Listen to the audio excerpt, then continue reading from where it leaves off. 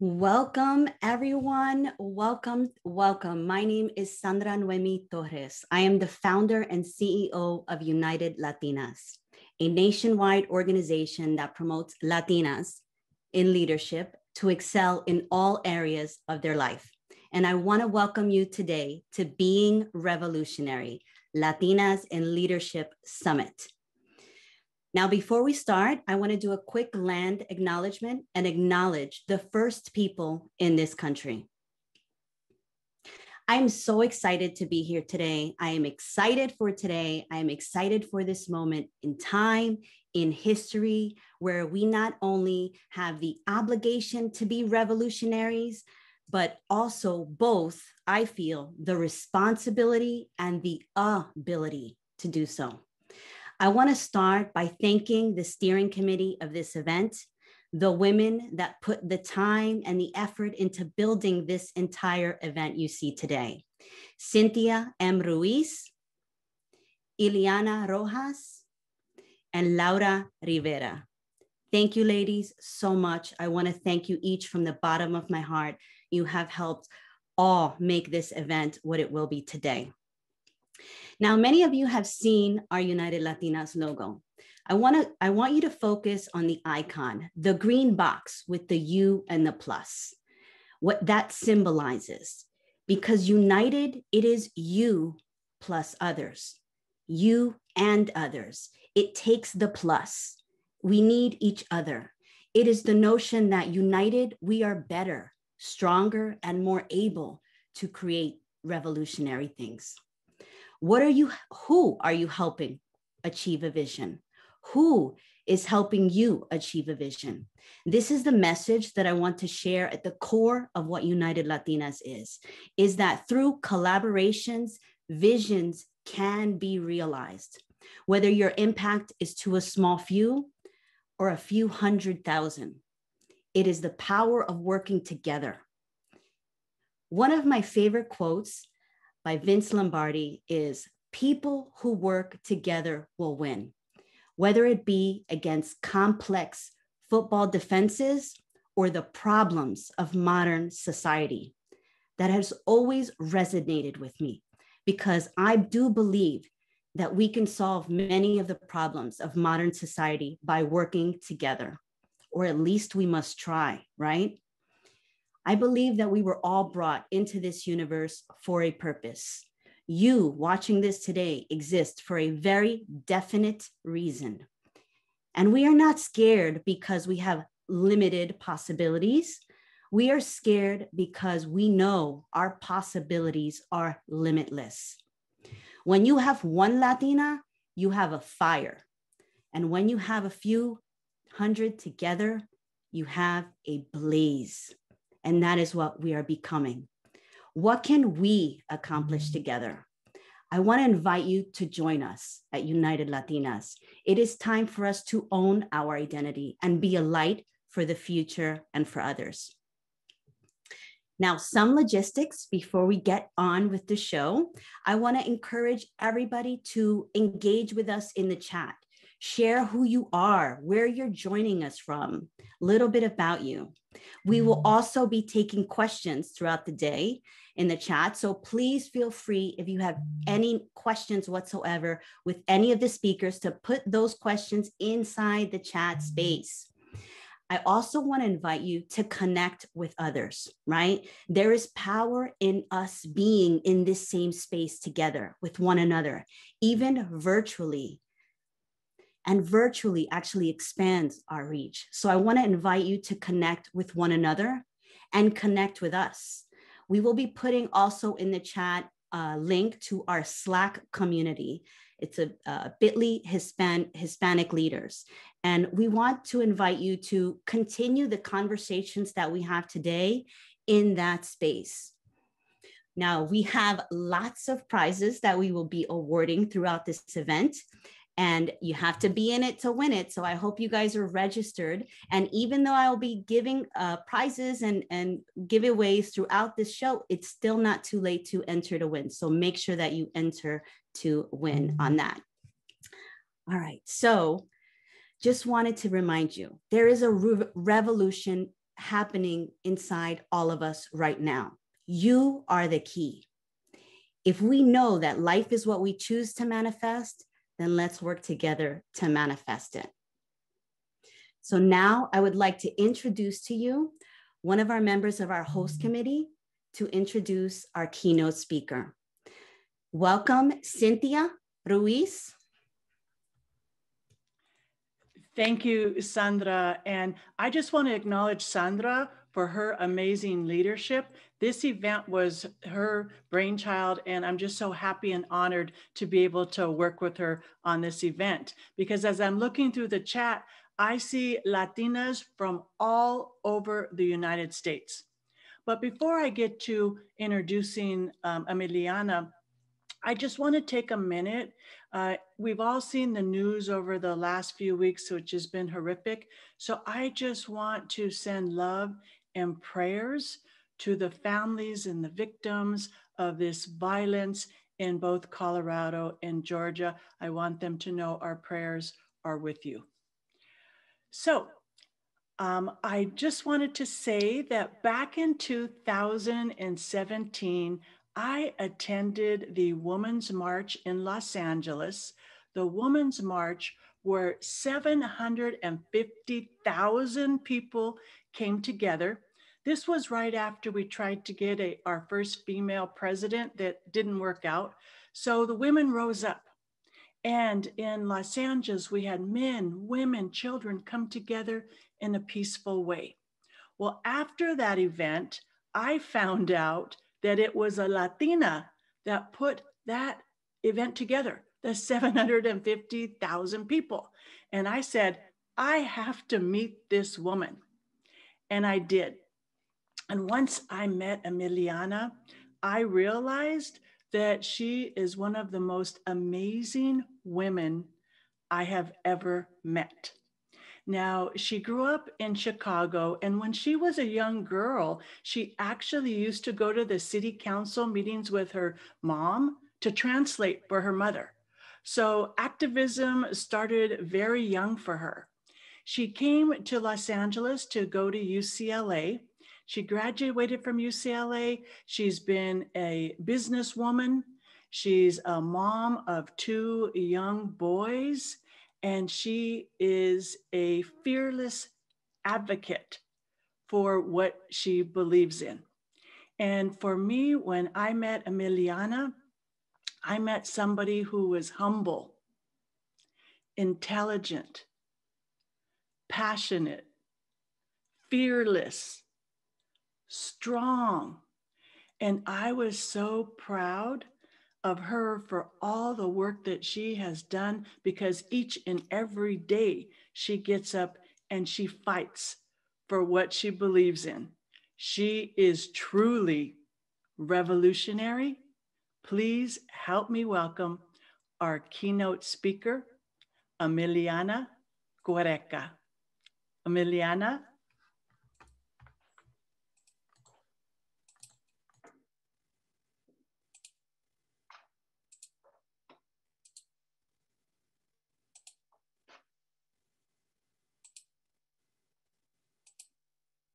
Yes, I'm on. Can you hear me?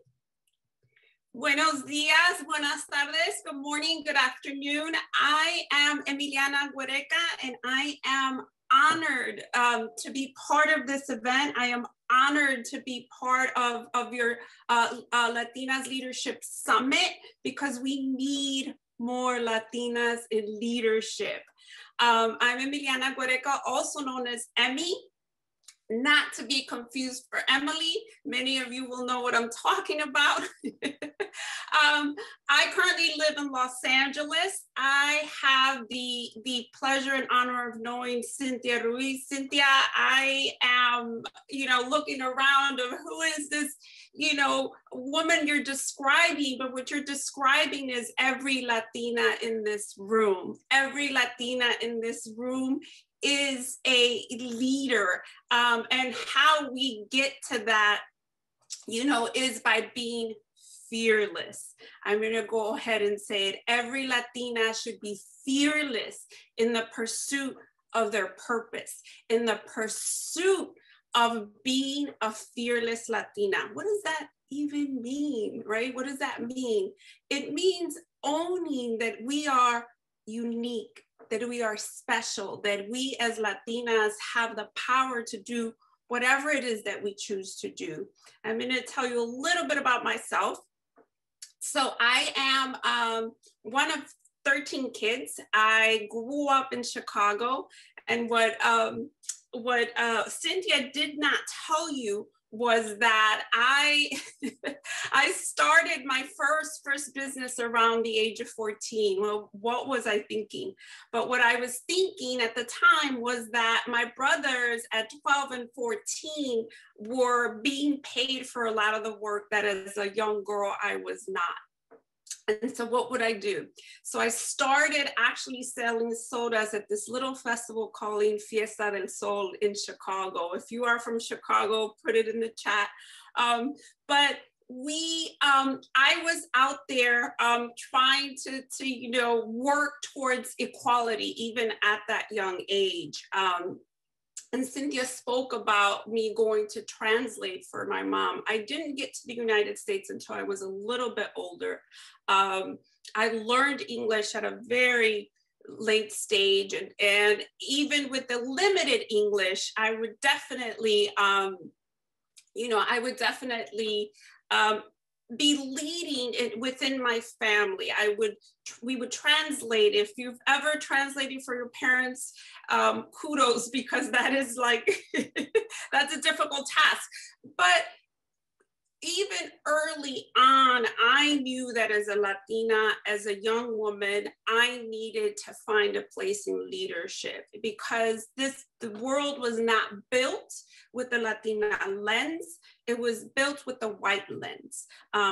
Growing up in Chicago, I realized that there were certain areas that we could not live in just based on being Latinos, based on where we grew up. And so what that means is that they have a certain lens and a certain view for us as Latinas. And so we must be fearless early on to pursue our purpose. Notice I didn't say passion. We have passion. We've got that. Fearless in the pursuit of your purpose means that you set down goals, that we work together. We work together towards a goal, and we lift each other up and we help each other. True story, I now own the chain of restaurants that I waited tables in when I attended university. I was fearless in knowing that when I graduated from school, I was not going to be stuck in a restaurant. And I asked the owner, when you're ready to sell, reach out to me. And he looked at me like I was crazy. I was not crazy.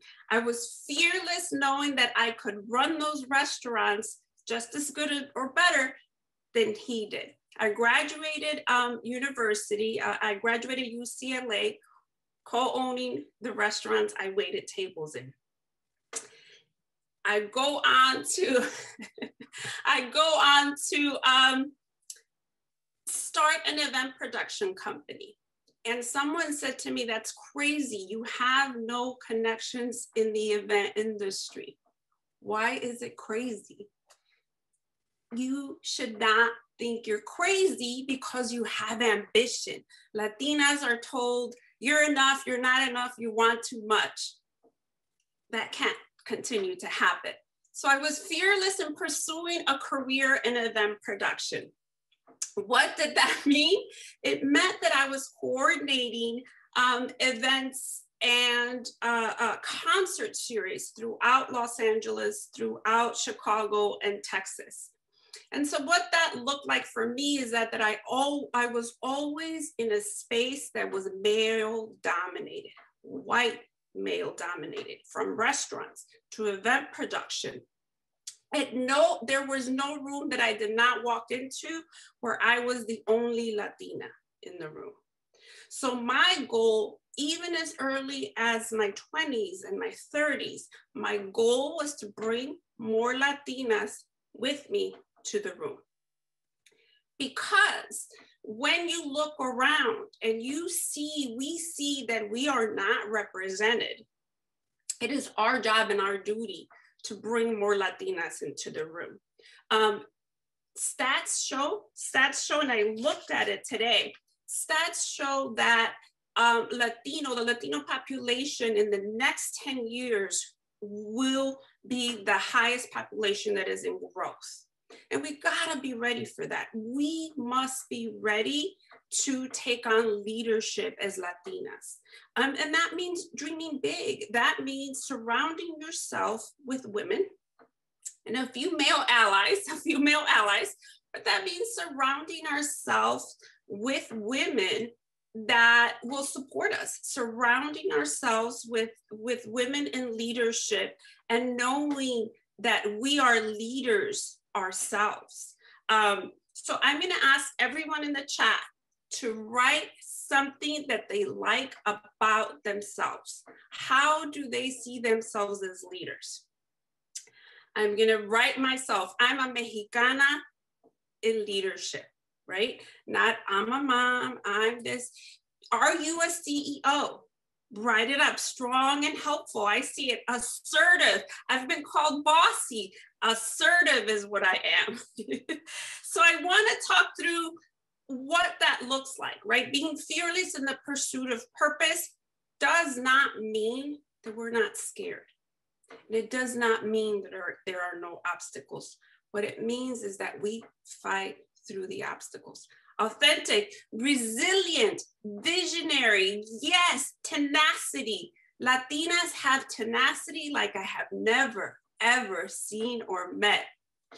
Nicaraguan, sometimes they say aggressive. It's called assertive.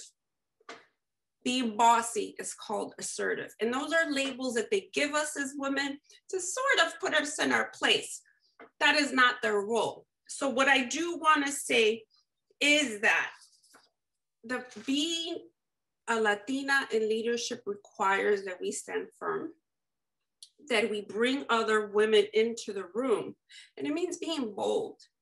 It means setting goals and following through on those goals and never being fearful of asking for help, right? So I organized what is now known as the largest march in the country in Los Angeles. And someone said to me, why do you think that was? I think it was because there was a Latina in leadership. I think that it is because we know how to reach out. I think it is because Latinas know that when we lead, others will follow. So we need to make sure that we are clear, that we follow what our purpose is. My purpose, I didn't know it in my 20s, but my purpose really has always been to uplift women, to put women in more leadership positions. In 2017, I organized, along with a lot of other women, the largest march in the United States. But what that really truly helped me see was the lack of leadership within the Latino community that was out there for us. Putting together the speaker roster, we could not find more Latina women. There was one Latina councilwoman for the city of Los Angeles, right? And then when we said, okay, let's look at artists, let's look at CEOs, let's look at other women in leadership. Latinas were not around to be seen. We spoke of Hilda Solis, we spoke of Gloria Molina, we spoke of Dolores Huerta. And then of course we speak of Eva Longoria, we speak of America Ferrara, Rosario Dawson. Yes, but where are the leaders within our communities? And that is my goal. That is all of us. That is making sure that we are all in the true pursuit of purpose, of being leaders as Latinas. How do we do that? Well, we take up space. We unapologetically bring ourselves to rooms that may be intimidating. We make sure that as Latinas, we are fearless in taking up space and demanding for or creating change. What does that look like for me? What does that look like for you? It means that you apply for that position that is a manager. It means that you apply for Harvard, which I have done and I'm currently attending. It means that you apply yourself and you see yourself as leaders. You start now, right? It means that you do not falter in thinking yourself and seeing yourself as a leader. I recently, and I tell this story all the time to people, I recently was in my neighborhood with my two young boys, and I was confused for a cleaning lady in the neighborhood. Why? Because I was a Latina, and the lens that is out there for us is small. That is their problem, not ours. What is our goal is to really, really lift ourselves up in leadership and taking up space. Having big dreams and having ambition should not just be left to the men. The world was already built with us in mind to be small, and we cannot fall into that dream. I had my abuelita once tell me that there is no sense in beating ourselves up and being small. The world will do that for you. The world will do that for you. So it is our goal and our purpose to continue growing as Latinas, seeing ourselves as a CEO, seeing ourselves as a CFO. Today is equal pay day. And someone said, it's equal pay day, Emmy, happy equal pay day. Hold up, it's equal pay day for white women. Equal pay day for Black women is until August, and equal pay day for Latinas is until October. What does that mean? It means that it is today in March where we have just reached the level of what men make yearly. And under COVID, it has devastated women. But women must be prepared. We will be, Latinas will be the largest population growing into 2030, which means we've got 9 years. We have got to be ready. We've got to dream big. We must be fearless in that pursuit of purpose. What is your purpose? If you can put it in the chat, is your purpose to be a CEO of your life? I see that. Is your purpose to lead women and make sure that there's a pipeline of women in leadership, that you are supporting women, right? Is your purpose, like my sister did, opening up a chain of hair salons with a high school education? So we as Latina women, our purpose should really be to lead, to find our place and not be afraid of being ambitious, not be afraid of being the CEO, not be afraid of taking the reins, as my mom would say, right? Because we are seen as Latinas are passionate. That's what they say. We're passionate. No, we must reframe that. We are leaders. We must and should be fearless in the pursuit of our purpose. What I started as a march in 2017 has turned into a movement, and I have put myself in different positions to be able to continue the work. I still own my event production company. I still own my restaurants, right? And currently I'm homeschooling. My kids are out here in classes. But what I cannot do is take a step back and be in the background, because as a Latina, that harms us. When we are not seen and our young girls are not seeing Latinas in leadership, they do not see the possibilities out there for them. And the possibilities are out there. My son, my 11-year-old, recently just said to me, Mom, do you think there will be a Latina president one day? I want you to put in the chat what you think. I answered. I said, yes, there will be a Latina president. Better yet, there will be a Latina president and a cabinet. And someone said to me, who was in the room at the time, when is it going to be enough? It will be enough when we are at equity. Because no one has blinked an eye. No one has blinked an eye with a room full of white men in leadership, right? So when we're asking for equity, we are asking for, someone say when we are equal, when we reach to equity, correct. Latina women right now makes 54 cents to the dollar. So it's gonna take us a little bit, but we cannot sit back and be the flowers on the wall. It means making sure that we have goals set for us. And it may not be a CEO goal, right? But there are CFO goals. There are management roles. The more women that look like you, that look like me, walk into a room, the more we normalize Latinas in leadership.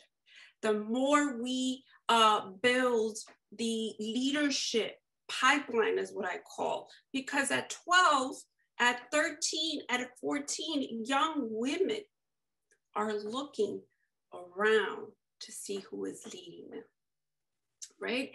Young women need to know that there is a path for leadership and that the path has been set forth by Latinas, because only we have that experience and only we can grow a pipeline of Latinas in leadership, whether it is making sure that they attend university, whether it's making sure that they have funding for a first business, whether it's making sure that they have mentorship in whatever area they choose to work in.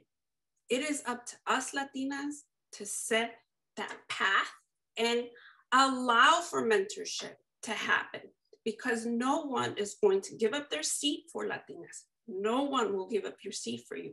So we must be ready to create that change. We must be able to create that leadership path for Latinas.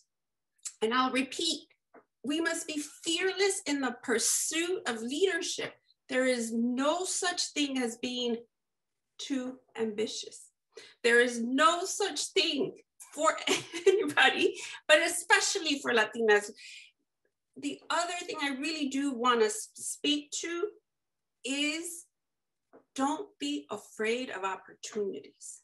I can tell you firsthand that my first march, I was more interested in being in the background and organizing and making sure that I was a worker. And it wasn't until 6 months after that I knew that I needed to take a step into leadership. I want everyone to put in the Q&A if you have questions for me. I can respond to them either live or I can respond in the chat if it's easier for you. I have a question. Yes, I have a question from Carmen Shea. But before I go to the question, I want to make sure that we understand that it is up to us. Do you know that most public companies that have Latinas in it are 1% to 2%? The Silicon Valley does not even look at Latinas in leadership as a key for some of their programs to be successful, right?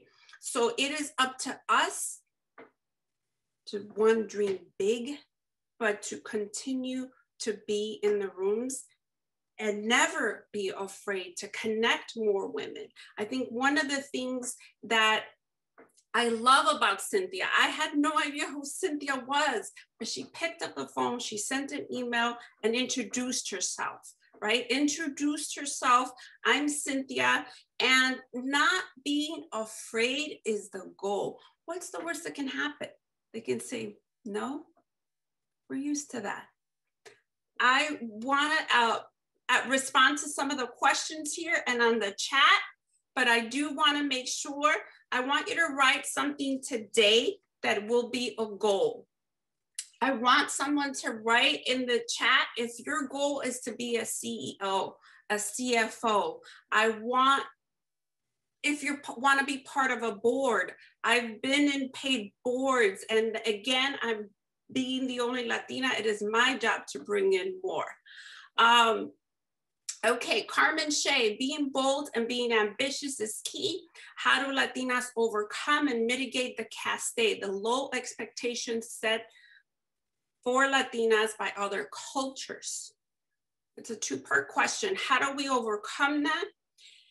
We need to be really, really clear that the expectations that were set forth for us should not be our expectations. That is their expectation. As I mentioned before, I've been confused for the cleaning help at many programs where I've been asked for coffee at events I've attended pre-COVID. But that, I can't take that personal. That is on them. I need to just make sure that I am ready, prepared from what I'm there to do, which is lead. And at that point, it's also teaching them what a Latina looks like. Our thoughts of leadership and what has been sold to us are not correct.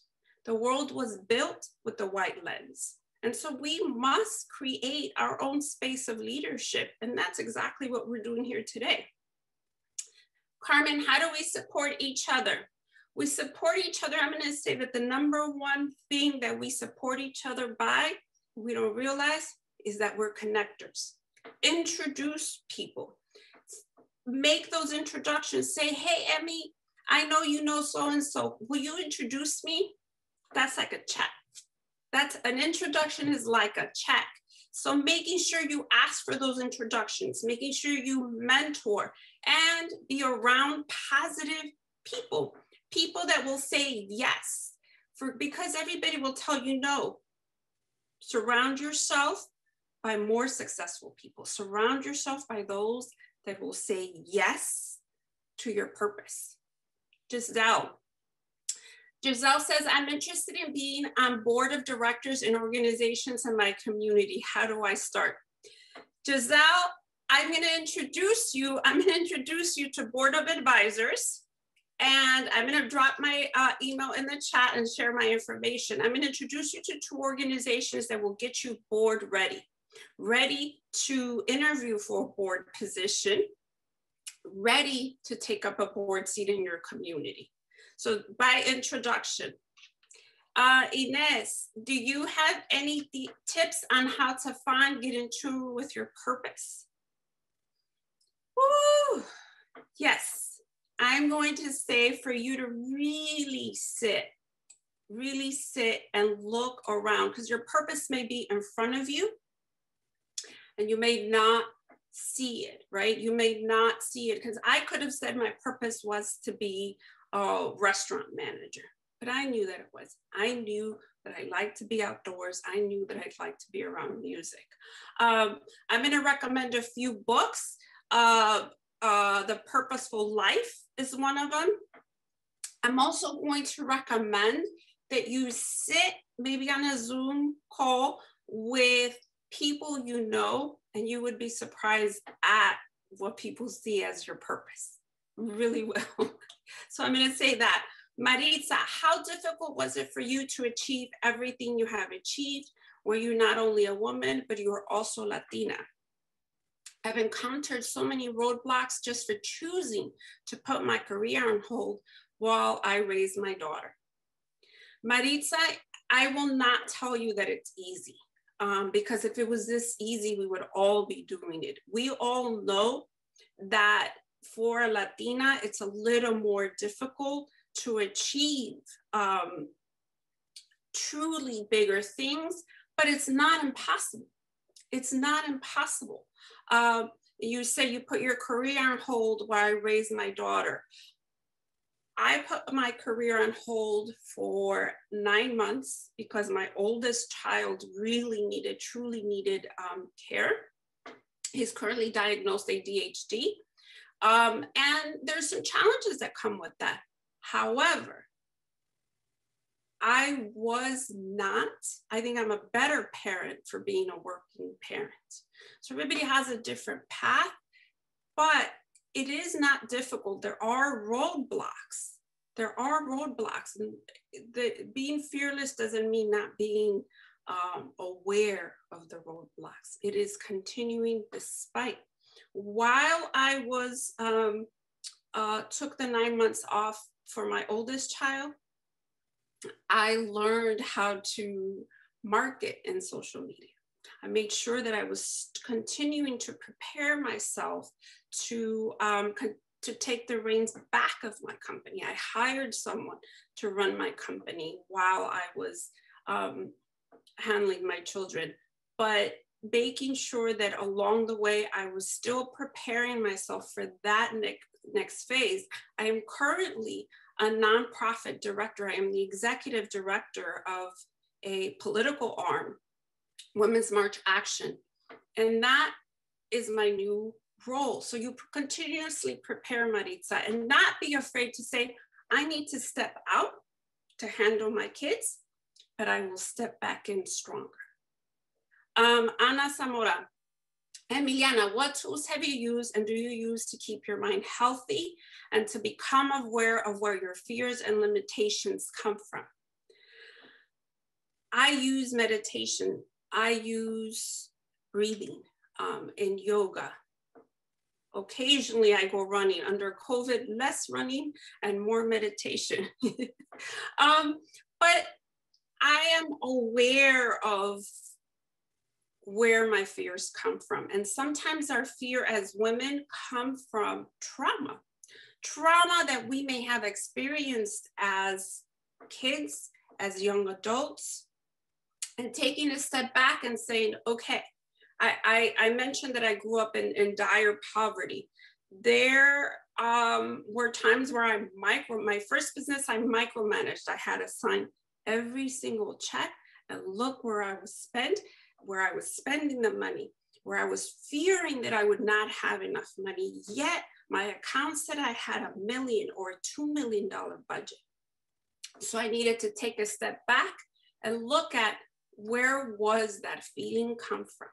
Why was I trying to micromanage? Well, because I had lived with the uncertainty of where was the next paycheck coming from. But I no longer had that. So making sure your mind and your body are healthy is critical. And then Lydia, how do you deal with imposter syndrome? I'm a director at my hedge fund. And even though I know I'm qualified and my input is valued, sometimes I'm quiet because I feel like I don't belong at the table. Breathe, Lydia. I think you just spoke to every single person in this room, including myself. Imposter syndrome is there. However, it is up to us to breathe, sit up straight, and know that you belong. Know that your experience, know that how you got there is because of your knowledge. And it is because you belong at the table, right? So it is making sure to also not be quiet when you know something is especially at a hedge fund, because you know it's every male there and they think of diversity as a white woman. Know that you truly do belong there, and know that your purpose may be to grow within that, but bring more women in as well. Imposter syndrome will occasionally creep up, even for me. There are times where, you know, I don't have a master's in public policy. I don't have, but what I do have to look at is, what do I have? I may not have that, but I've got this, and I am good at this, right? If you can put in the chat something that you are great at, I'm going to give you a resume. When Cynthia introduced me, she introduced me as a powerful Latina leadership. Sometimes people see you how you don't see yourself. And we need to start seeing ourselves in that manner. I think I'm running out of time. I have a bunch of questions.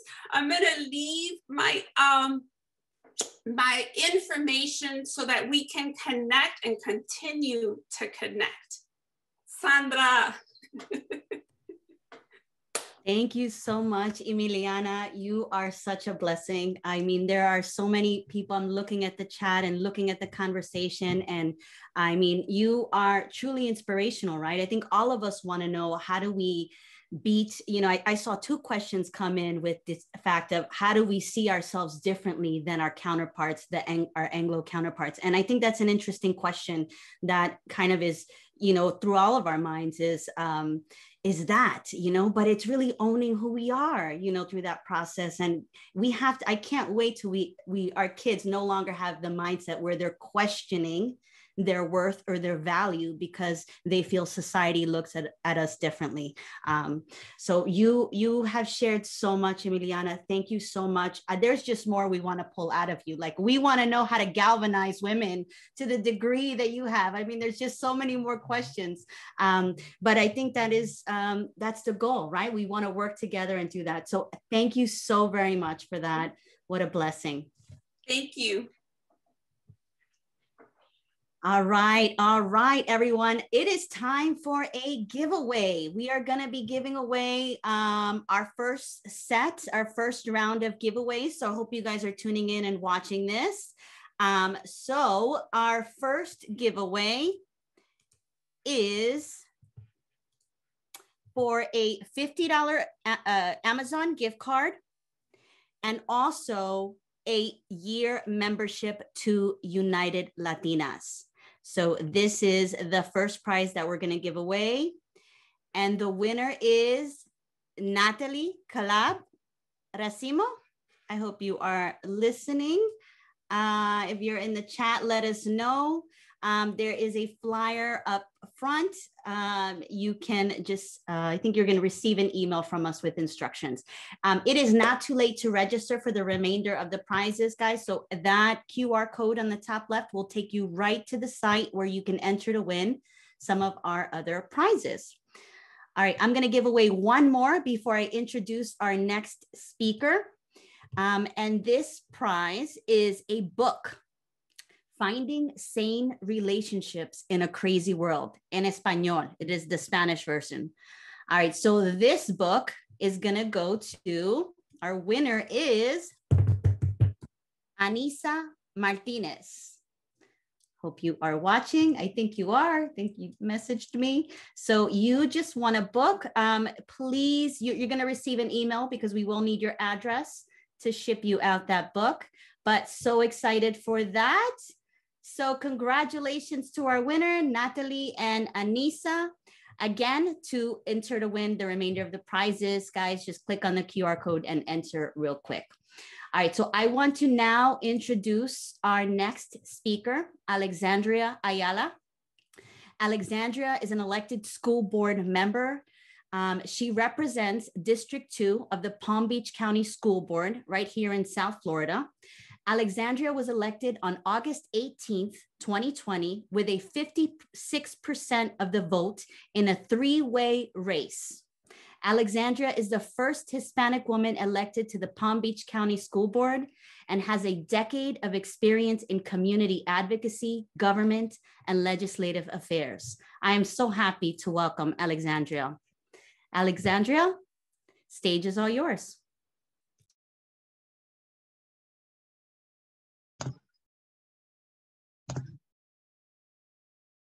Buenas tardes a todas, ¿cómo estamos? Me llamo Alexandria Ayala. My name is Alexandria Ayala, and it is such an incredible honor and joy and pleasure to be here with all of you amazing women from all around the country today. I'm still reeling from Emiliana's comments and advice and story. Such an honor to meet you and get to see you in this format, and I look forward to connecting.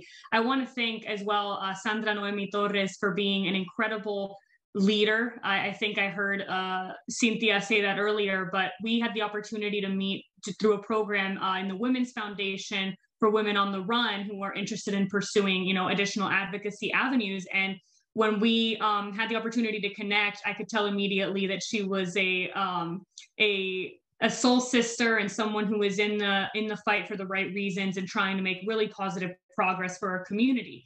As Sandra mentioned, I've had the honor and privilege of serving on the Palm Beach County School Board since November of last year. So I'm still fairly fresh on there and learning a ton and learning and understanding how to best serve the community and bring forth the issues that affect our Latina and Latino kids, families, students, and the leaders at large, and making sure that I'm being the most positive, loudest, successful, and effective voice for them.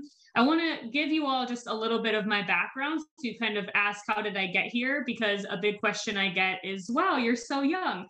How did you end up where you are? Why did you want to do this? So I'm going to give a little bit of a background on my career and my trajectory, and then share some tips, advice, and different things that I've encountered, and hopefully they're helpful to all of you in your path forward as leaders in your own spaces, and getting to know some of you through the chat. Again, I'm just so thrilled to be here. I was born in San Germán, Puerto Rico in 1993. And in 2000, my mom and dad decided that we were going to be moving to Florida. We've always lived in Palm Beach County here in South Florida.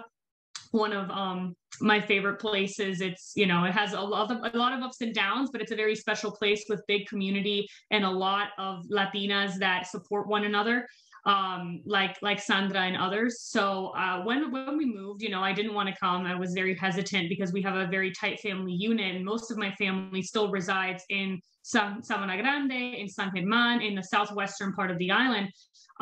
But you know, it changed history. My dad wanted to move me here so that I could have, like many of us, the best possible education, the best possible opportunities. And I think that he accomplished that. In 2005, unfortunately, my family, we lost my dad to cancer, a battle that he could not overcome. And that drastically changed the situation for my mom and I. She raised me then, moving forward as a single mom, as a teacher. So she's been an early childhood educator for the majority of her career. And now she's a programs director at the U.S. Center for Refugees and Immigrants. So you can imagine the impact and influence she's been on me and my leadership style and my passions and my values. But really, ever since I was young, ever since Daisy Scouts, I think I relate to Emiliana, where I've always found ways to be a leader that brings people together to accomplish great things, and being an influential, supportive leader that leads from the back with the pack, not from the front barking orders. It's really important to be able to understand other people's difficulties, sympathize, and build coalitions. And I think Emiliana is the perfect example and demonstrator of how to do that so effectively. I was so proud to be part of the first Women's March after the election in 2016. So thank you for making that possible for me. But really, it's been a lifelong passion of mine, and it's been instilled in me to be confident, to be strong, and being raised by, you know, a Latina mom, to always remember to not quell the voice inside of you or let anyone take away that fire or let anyone sideline you. And that's been a very difficult thing to do as a young Latina who decided to make a career in politics and government. Like Emiliana mentioned, and I'm sure I saw some about the law profession and other professions, finance, it is a white man's domain. And it is something that you need allies to be successful in, but you also need fellow women of all colors, races, ethnicities, and backgrounds to support you through that. And it's not easy. You know, coming through, I started this political path, I guess, when I was at UCF. I went to the University of Central Florida, and I was 18 years old, and I decided to get involved with a local state house race. There was a candidate running who was an incumbent, and he needed some help with Latino outreach and needed some canvassing. And so I started really the basic level of envelope stuffing, door knocking, phone banking, and all of that good stuff. And that taught me and really instilled in me a really deep passion for connecting with communities and understanding how government could actually work best for them if the right people are in the positions of influence. And when you realize that decisions are made by folks that we elect that should be accountable to the public, and they're voting against your own interests and they're holding their own communities back, it really fires you up. And you start to look around and you don't see us in government. There are not a lot of Latinas in elected positions throughout the country. Not even in areas where the population would, you know, it would make sense that by then a Latina would have had the opportunity to rise to that position with community support. I actually just got interviewed by the Sun Sentinel, one of our local papers, on that. You know, why is the population in South Florida so heavily Hispanic, yet the representation is so low?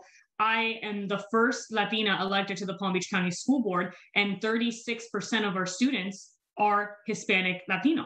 So just keep that in mind. You know, 36 to 40%, as it varies, of our budget here, our $4 billion budget nearly, is from Hispanic families, and they did not have a representative on the board, just to put that into context. So when I thought about that and I looked around and I was walking around the areas of South Orlando, where there's now a very large Puerto Rican population, it's the mini San Juan up there in Kissimmee and St. Cloud, where my aunt and uncle actually live, I said, you know, this doesn't add up. So that sparked a fire that has not gone out. From there, I got the incredible opportunity to work with a New Yorican in our state house. He's now in the state Senate. His name is Victor Torres. And I got the opportunity to work with him in the legislature, the Florida legislature, and work on, learn from, and really understand at a high level how policy is created, how it's directed, and how it has direct impacts on communities that it serves, and how one person being in a position can change how it impacts positively or negatively. So that was a great experience. From there, I came back to Palm Beach County after finishing my studies in Orlando and helped on a Senate race, a U.S. Senate race in 2016. It was the Patrick Murphy versus Marco Rubio race, and I was helping Patrick Murphy. And I learned so much there about a really important skill in anything, which is fundraising and coalition building and community building. And that was an amazing experience that led to connections I still have to this day of other individuals who share like-minded values on the kind of leadership we would want to have from a U.S. senator, especially one that's Cuban, yet I often have been disappointed with the way that he's decided to turn his back on our own community. So that's something that we're going to be facing again in 2022 as that Senate seat becomes up for re-election. But then after that, I was asked to run a city council race for a current local city council woman. She was a first-time candidate, and it was her and I running the campaign alone with some of the skills I've learned along the way, working on a campaign in various capacities and working in the Florida legislature and understanding the official role of what an elected official that is behaving in the right way would want to be. And we were successful and we won. It was it was a huge thing. You know, it was about how she was a grown, a homegrown mom who was a pharmacist, who was dedicated to the community, and the community resonated with that. And we were so thrilled that she is still, she just had her second term and she's still serving on the council. And then from there, I had the great opportunity to work for the county commission here in Palm Beach County and work on local issues at that level for 2 years before running for school board, making that part of my day job, And I now work at a firm in Palm Beach Gardens, Florida, which is in South Florida, but on the north end of Palm Beach County, as their director of community engagement. And I get to make sure that our law firm is at the forefront of understanding and valuing how community is so important to business and how you can do good and do well at the same time. So I say all of that just to give you all kind of a trajectory of what I've done to get to where I am today, but also to put into perspective all of the hurdles that came up at various times through those experiences, and that will come up for many of us throughout our lives, will come up for our daughters and generations after, as we start to gain parity in Latina representation and leadership throughout the country. It's always well, you're not experienced enough to be at this level, but you can be in middle or low entry management. Well, why? Well, because we need you in this specific niche topic where you're just going to do Latino outreach and we just need you to translate some things. Don't accept that. We are capable of doing anything anyone else is capable of doing.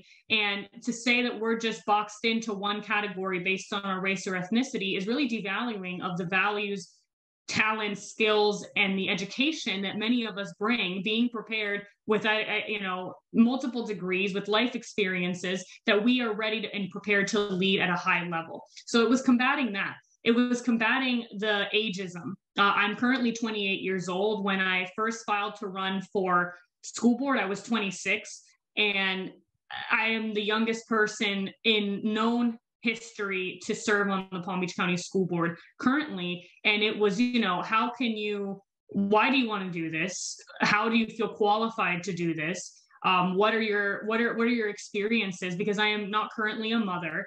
I don't know what age they would consider old enough to serve your community and be a leader. But the questions were just absolutely ludicrous, and they were just a way to dismiss someone because it's not your turn, or wait your turn, or wait your time, because there are other people who need to come first. And you just don't accept that. There is no age limit to what we can accomplish as Latinas. You're not too young, you're not too old, because I'm constantly inspired by young women who are 10, 15 years younger than I, and I am constantly inspired and mentored and assisted by women that are 20, 30 years older than I am. So that has no gauge on what we can accomplish and on what we can bring to the table. So the ageism of it was also a big thing. And what was interesting is the community never gave me that comment, the age comment, the voters and the people that I really want to fight for. It was the established selection coalition of folks who decide who is going to be running and who is going to be in power. And it's a conversation that I know that white men never have to answer, even if they're 28, even if they're 25. They're open, the doors are open for them because they're promising young men with great futures, but we have to wait our turn. So I really urge you to, no matter what age on the spectrum you are, to not accept age as a limitation of any sort on your capacities, because I can guarantee you the men are not being asked that question. And I have been a leader, and a proud leader, since I was a child, because my mother instilled in me and my family instilled in me that I could accomplish anything I set my mind to. Another hurdle was, being Latina, am I just going to represent just Hispanic children? And that question was absolutely insane. I mean, of course, that is not the only population or community I'm here to represent, but is it not time that we have our turn? Is it not time that we have our voices heard? Is it not time that there is someone on the school board that a parent who only speaks Spanish or mostly feels comfortable speaking Spanish can call and say, buenas tardes, ¿puedo hablar con alguien que represente la Junta Escolar y habla español? Is that not something that the community deserves when they are contributing members of what make our community great? So that question just really incensed me, because it, again, eliminating and putting us in a box. We are not just here to serve one community. We are not just here to fill quotas. We are not just here to check off a box that we hired a Latina. We are here to revolutionize what systems look like. We are here to bring equality. We are here to bring our talents to leadership at all levels. And our voices need to be at the table, because if you're not at the table, you're probably on the menu. And you have to be sure that your priorities are being heard and that your community's priorities at large are not only being voiced, but addressed. So those were some of the hurdles I faced in my time. And it's one of these things where when you're the first, there are a lot of attacks, a lot of negativity, a lot of difficult challenges that need to be overcome. And there is a lot of jealousy, a lot of misunderstanding, and a lot of negative vibes. Vibra mala. There are people who will not want to see us succeed because it somehow means we're taking something from another group or from someone else. And I have faced, during my campaign and even after, constant attacks from an opponent's consultant, from the press, from various people on made up narratives that serve their idea that I am somehow not qualified, that I am somehow not enough, and that I am somehow fraudulent in my capacity to be serving in this role. And the reality has been that none of that has been the case, but you will be attacked. You will be, and you have to be strong. You have to be resolute in your knowledge that you belong there, that you deserve to be in the space you are occupying, and take it all up and make sure that you are showing everybody just what you're capable of, because the people who are out on the sidelines throwing stones and making comments are not the ones in the arena getting the work done. And it's very important to remember that, because sooner or later, things come to roost and the truth is known, and standing by your values, standing by your faith, and standing in the love and the glow of those who supported you and those who care about you and those who love you will always be enough at the end of the day. You cannot, don't let the haters get you down, because you know that you have inside you what it takes to get to that goal, and keep your eyes on the prize and keep your eyes on that finish line. And it's something that in politics, especially, it makes me scared, our climate. And I wanted to address that because we need more of us in government. We need more of us in positions of leadership. We need more of us representing our communities. And the climate of what politics and government is right now doesn't make a lot of people want to say, I want to do that. And even for me, I didn't grow up in I guess we would call it political household. And I don't want political to be a bad word. I mean, political in advocacy and in wanting to get good things done for our community and our country at large. But I did not grow up in a place where, it was hyper political. And I never thought I would be in this path. I actually went to school to study nursing, and that didn't pan out. So I ended up falling in love with this. But it really is something that we cannot have these negative connotations of what service and public service and giving back and advocacy is, because we will not get the right people in that want to come into this and make it better. We need to make advocacy, just like what Emiliana did by making an incredible event, something that's an international success, and that was a show of strength and solidarity among women. We need to make sure that we have the future leaders to continue that energy. And so I get, a little nervous when I see everything going on with our government and our politics, because it's not a dirty word. It's not a bad thing. Being involved is a good thing, and being part of your system is what makes it better and what can change it. So I hope to be an example for young women across Palm Beach County, but really across the state, on what young women and especially Latinas can accomplish when they put their mind to it and when they have support, because there is zero limitation to what we can do.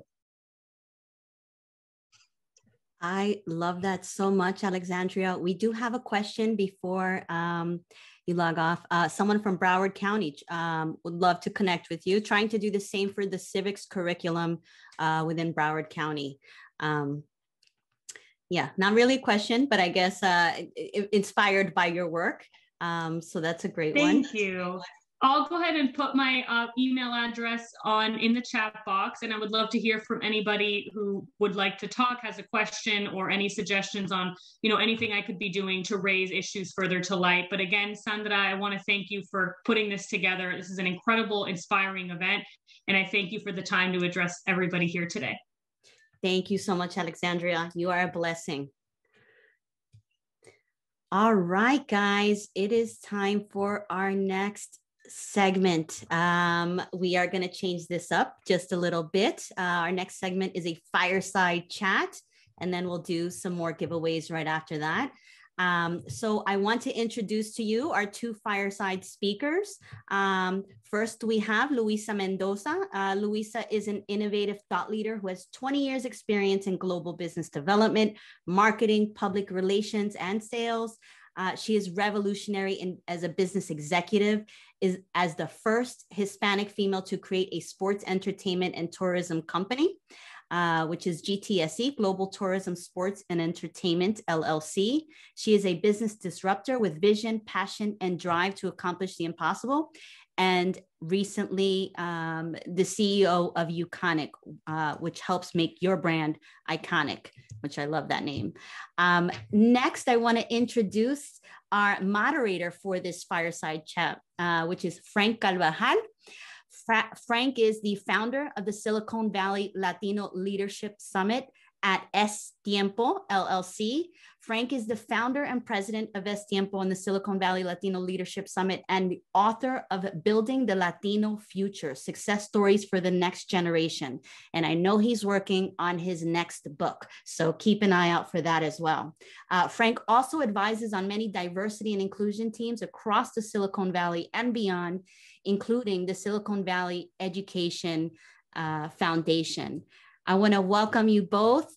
Thank you guys so much. Welcome, Frank. Welcome, Luisa. The floor is all yours. Thank you. Thank you. Thank you all. Good morning and good afternoon for folks on the East Coast. I just want to, before we get started, I just want to recognize the hate crimes that have been happening in our nation, and prayers to the family and friends in the Atlanta area and beyond, and then also the tragedy that happened in Colorado. We are thinking of you all.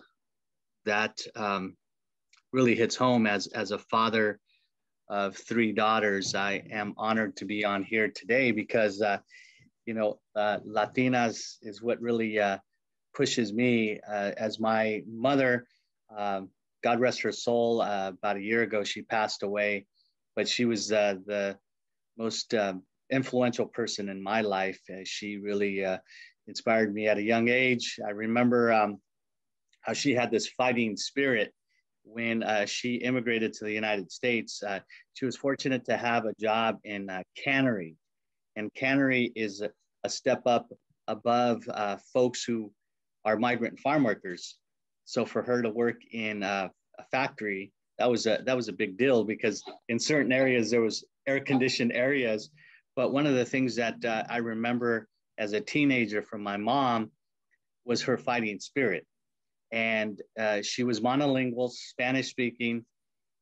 And it was interesting because she faced racism during the time where they wanted her to assimilate and speak English around coworkers. So my mom refused because all her amigas spoke Spanish.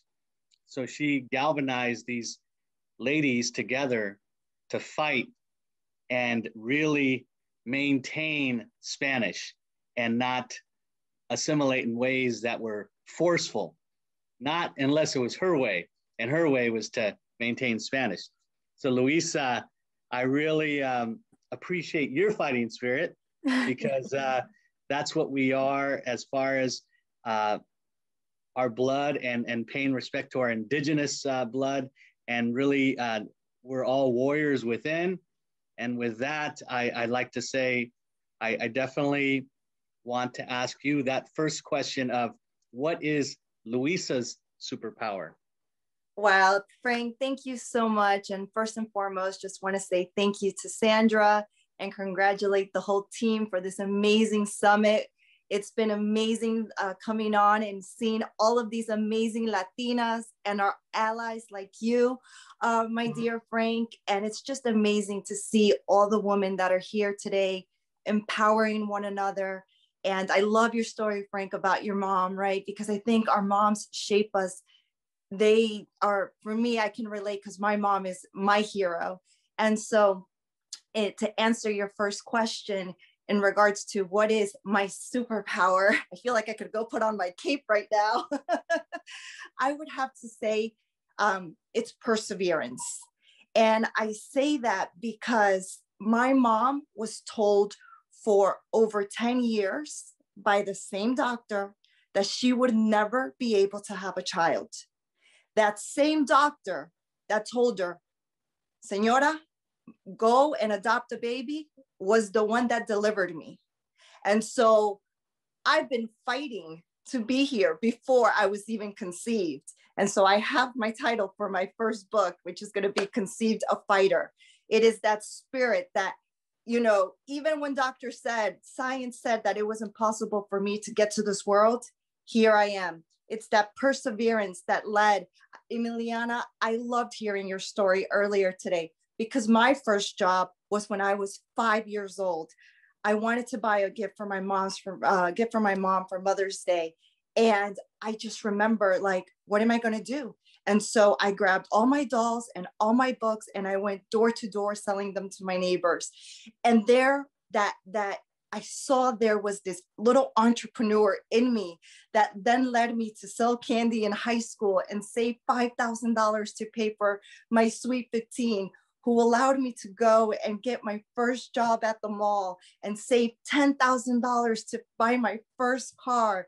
And that entrepreneur spirit that just kept me going to today be able to be a serial entrepreneur and have multiple businesses is just, you know, I when I look at it, I'm like, it comes down to perseverance before I was even conceived. That is excellent. And, you know, someone also dropped on the chat that they love your book idea, the title. And I'll tell you, as a father of 3 daughters, I really have to say that when my book was published, it was like me giving birth. So it really feels like you're having a child when you create your idea, put it into something tangible for the audience, for the community, for our community. It really is something that you are raising on your own as well. So I know you have your wonderful daughter, and we're wishing you luck on your book. And I know it's going to be a great success. And I also want to thank Sandra and the rest of the team for hosting us today. With that, I would like to ask you, what advice do you have for Latinas listening right now on how they could walk through fears, you know, through their own fears? I know one thing that really propels us is, I say, the excitement of fear, because when we face it, we overcome. But what are your tips? Oh, Frank, that is a question that touches my heart so deeply, because I think the best way that I can share with you and to all the ladies and all the audience that's live with us today and looking at this, last year in January, I launched my first company called GTSE, Global Tourism, Sports and Entertainment. I thought I was on top of the world. You know, here I was on Univision being interviewed as the first Latina in the United States to create a sports, tourism, and entertainment company. Mejor dicho, we were on top of the world, right? And then no one told me that 2 months later, a freaking global pandemic would hit us, and it would put a complete stop to sports, tourism, and entertainment. As if that wasn't enough, I got COVID-19. And I remember being in my bed at 3 a.m. one night and not even being able to lift my hands because I was so weak. I was literally coughing up blood clots. And at that moment, I said, God, I'm not ready to go. I have my mom, my dad, and my little girl who need me. And so I had faith. My first piece of advice is have faith. Whether it's in God, the universe, whatever your source of faith may be, something that is so much bigger than yourself that you can lean in. For me, it was God, and it was the first way to get out of this cycle, to come out. What happens in the middle of fear? You have two options. You surrender and you say, COVID happened to me, or you can say, I'm going to be resilient and I'm going to come out stronger on the other side. Being grateful for the challenges is key, because every day after that moment, I got up, and when I could stand up and open my eyes, I knew it was a great day. And so hiring a coach to say sports, tourism, and entertainment came to a halt. What do I do next? You know, I can't wait for, you know, things to turn around. I have to produce. I have to generate income. And for me, at that point, I looked at Tony Robbins, Oprah Winfrey, Mark Cuban, and Elon Musk as my inspiration. And I said to myself, what do these people have in common? Yes, they're wealthy. Yes, they're self-made. But most importantly, they don't put all their eggs in one basket. And so fear, you can either let it scare you, or you can let it drive you. You can let it motivate you. And I heard the other day on Clubhouse, someone was saying, if you think about it, the feeling in your core, in your stomach of fear and excitement, it's very similar. It's butterflies. It's hands getting sweaty, right? But it's how you allow the mindset to go into a dark spot, or say, I will not be a victim. I will be a victor, and I will come out stronger on the other side. And that's how I launched my second company, Iconic, right? So I could have sat there feeling sorry for myself, but I said, absolutely not. I knew my why was so much greater. And I came out on the other side and said, there has to be a way. Where there's a will, there's a way. Then again, the famous word, perseverance. That is awesome. I also want to take the time to thank Laura Rivera. She's been amazing. And Ilhiana, as you are talking, I was thinking about empowering the women that you empower, and empowering a universe, and you know, conquering that fear. And you know, with sports, it's one thing that that came to mind just an hour ago. I really love being updated every day on new, I would say, game-changing ideas that are being taken into action, being challenged. And the soccer player Rapinoe just today announced that she wants to take to Congress equity, the same pay as men athletes. What do you say about that in terms of equity? Because if it starts on the field, it also starts in corporate America, venture capital, across the board. Please share. Oh, such an amazing question. And when you think about it, right, Emiliana mentioned it today. I think it's 53, 54 cents to the dollar, the pay ratio men to women. And today's supposed to be equal pay day. And we know that we're not there yet, but we need to have voices. We need to have allies like yourself, Frank, right? Yes, we need to show that we are capable, that why not? Why is that disparity, right? That should not be. And when you look at athletes, oh my goodness, the disparity, it's way more than 53 cents to the dollar, right? I mean, when you see what a NBA player makes and what a WNBA player makes, it's day and night. And so absolutely, not just in corporate America, not just the athletes. I pray that when my little girl, Ariana, when she becomes an adult, and she's 11 now, and she goes off to the workforce or whatever she decides to do, that this is not even a topic, that it's there, that it's equal pay. But we need to speak up. We need allies, and we need men. We need Latinos. We need white men also advocating for us. And together, united, todos juntos, is that's going to be possible. That's great. You know, someone just put on the chat, which is very important, that in terms of soccer, I played football. That's my favorite sport. And I was raised playing soccer. And I remember my coach at 12 years old, he had a 2-story home. And I was like, oh my God, I was in awe because I called it a professional home because I had never been, you know, inside a big house. But I remember he had said the equalizer is education. Soccer is a hobby. Unless you're really, really good, then you'll make it to the pros. But, you know, you're learning a game plan to take on to educate yourself. Frankie, he would call me. And with the soccer part and the question of equal pay, I know that Messi was really pissed off about a month and a half ago when his salary was leaked. And for all the women, his salary is 800 million, close to $1 billion.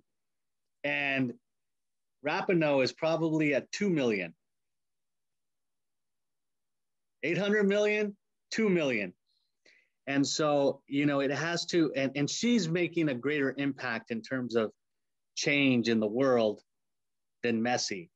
I'm sorry, you know, Messi, he flops in the World Cup. He chokes in the World Cup. He does well in Barcelona when he plays with Barcelona. But in terms of Rapinoe, what she does is impact is what is our greatest strength. And with that, what would you say this pandemic has done with your business? How have you been able to stay resilient? So I laugh because I thank God for the resilience and for the creativity and for the opportunity and the ability to think outside the box, right? And we look at people and we see that right now, this is actually an amazing opportunity to become an entrepreneur. And you guys are probably looking at me like, what? Did she just say that? Yes, I did. This is an amazing time to become an entrepreneur.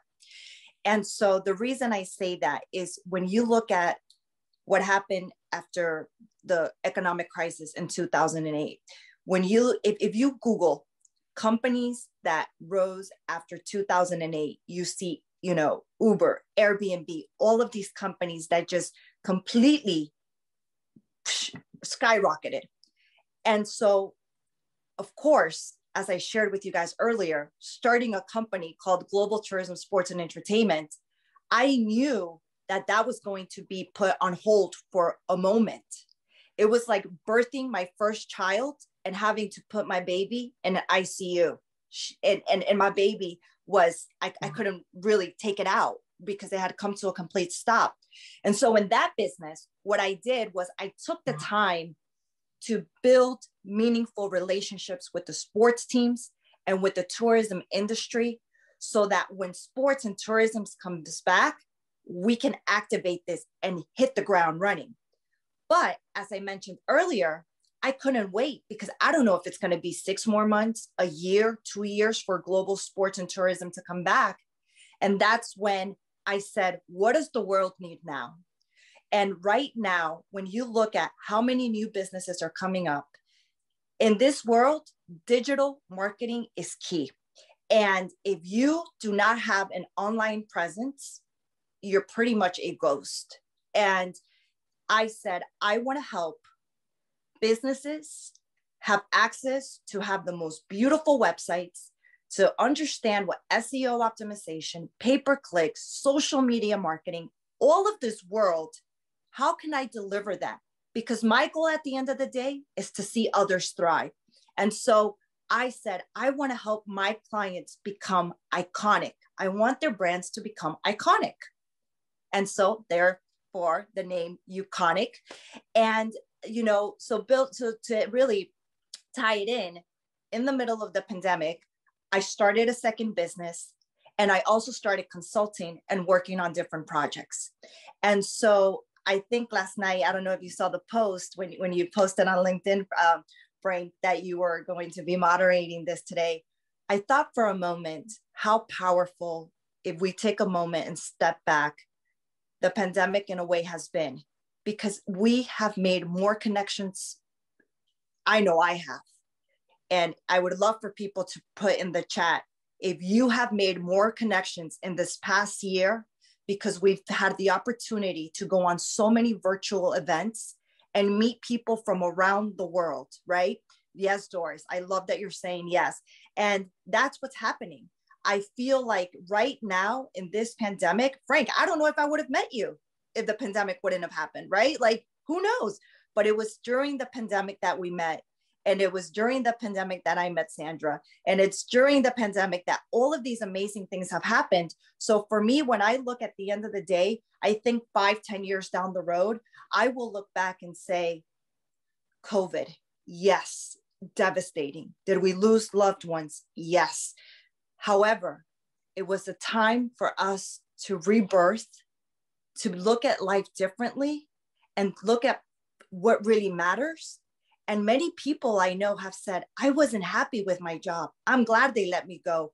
Or, you know, I have friends that have said, this has been my time to reinvent myself. And so for me, it has been an awakening to expand my business portfolio, but also an internal awakening to appreciate my life, my family, and para adelante con ganas. Awesome, awesome. I see Sandra. Sandra is on. Sandra, are we going to take questions from the audience, or do you want me to have a couple of more questions? Yes, there's one in the Q&A if you want to grab that one, or unless you want me to read it to you, let me know. Yeah, Sandra, you could read it. And one thing I wanted to say with Sandra, you're absolutely right. During the pandemic, she had me on her show during the Christmas holidays, and that's when I first met Sandra. And so I have a reunion cup that from Christmas that I wanted to toast because her show is Café con Leadership. So here you go, Sandra. Thank you so much. You guys are awesome, by the way. All right, so we have one quick question. What would you recommend for those of us in a biracial families? We need everyone to help be our supporters. So what would you guys give for that? Well, that's a very interesting question, right? Because when she says biracial, can they specify what races? Yeah, I'm not sure. You know what? I think it's okay, white and Hispanic. Irene put it in. White and Hispanic. Okay, so that's I mean, obviously it seems that, and Frank, I'd love to get your input in here as well, but if you're in a biracial family and you're trying to create, and the question again, repeat it, because I want to make sure I'm answering this correctly. I suppose she's not getting support from everyone. So when you're in a Latino community and you have other races in your family, you may not get the support, but there's also not getting support within your own community. So I don't know, that can go both ways. Right. And you hear this a lot. And I have friends that are biracial, and you're either too Spanish for the white people, or you're too white for the Spanish people. And then you kind of end up in the middle with no support. And sometimes it becomes that much harder. And so at the end of the day, I believe we all need to find a community, a group of people that believe in us. It doesn't matter your race. It doesn't matter. It's people that believe in you, because the 5 closest people to you, that's who you become, right? We've all heard that you are the average of the 5 people that you surround yourself with. And so for you, my dear, I would say pick your top 5, very, very choose wisely, and make sure it's people that empower you, people that raise your vibration, and feel that. Because I know that when I go into certain meetings or I'm with certain people and I feel my energy starts to drop, I'm like, para afuera. But when I feel my vibrations, when I talk to you, Sandra, when I'm with Frank, I'm like, yes, these are my people. Then I'm like, this is my tribe. So I hope that helps.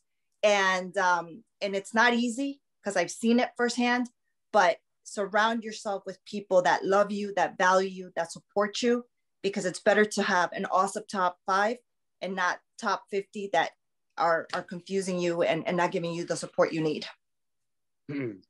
Yeah, that's great. I started an initiative a few months ago, uh, the day after what we call Hispanic and Latino Heritage Month. And for me, it's celebrating every day.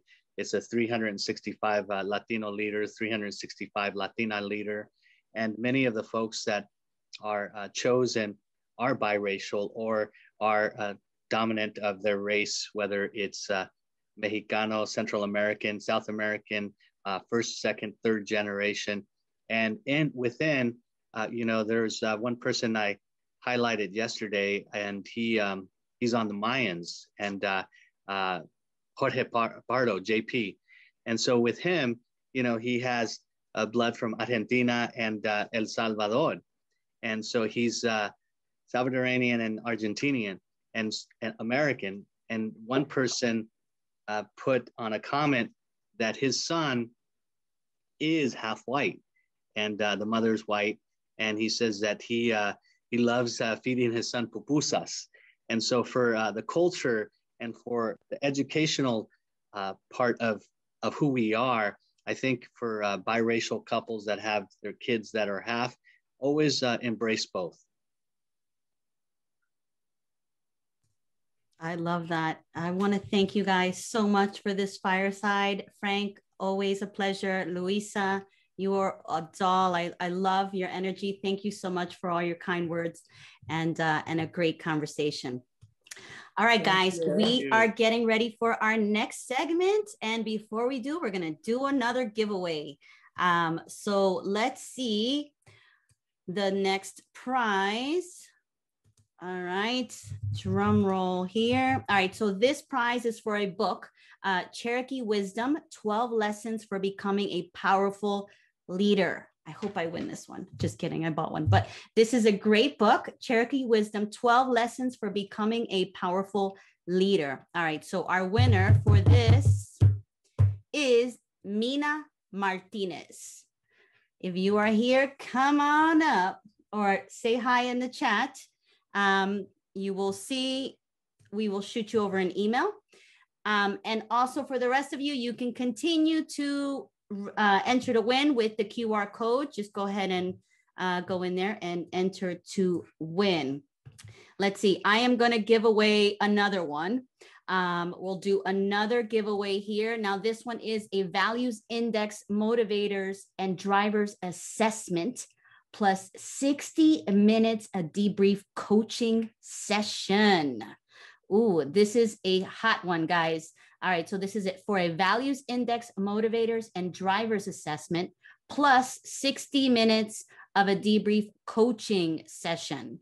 So the winner of this is Maria Constanza del Real. You are a winner. Come on up if you are here. Again, you guys are going to get emails for all our winners. All of those of you can continue to enter to win via the QR code. All right, so now we are going to introduce our next segment, and I'm going to introduce one of our members of our host committee to introduce our next speaker, performer, and that is Laura Rivera. Welcome, Laura. The stage is all yours. Hi, everyone. Thanks for joining us today. I am so excited to talk a little bit about our next speaker, which is La Bruja. Caridad de la Luz, is also known as La Bruja, is a Nuyorican poet, playwright, actress, and activist, and she is one of the leading spoken word poets in the world. She's been named one of the 50 most distinguished Latinas in the US and one of the top 20 Puerto Rican women everyone should know. As a Puerto Rican myself, this is very exciting.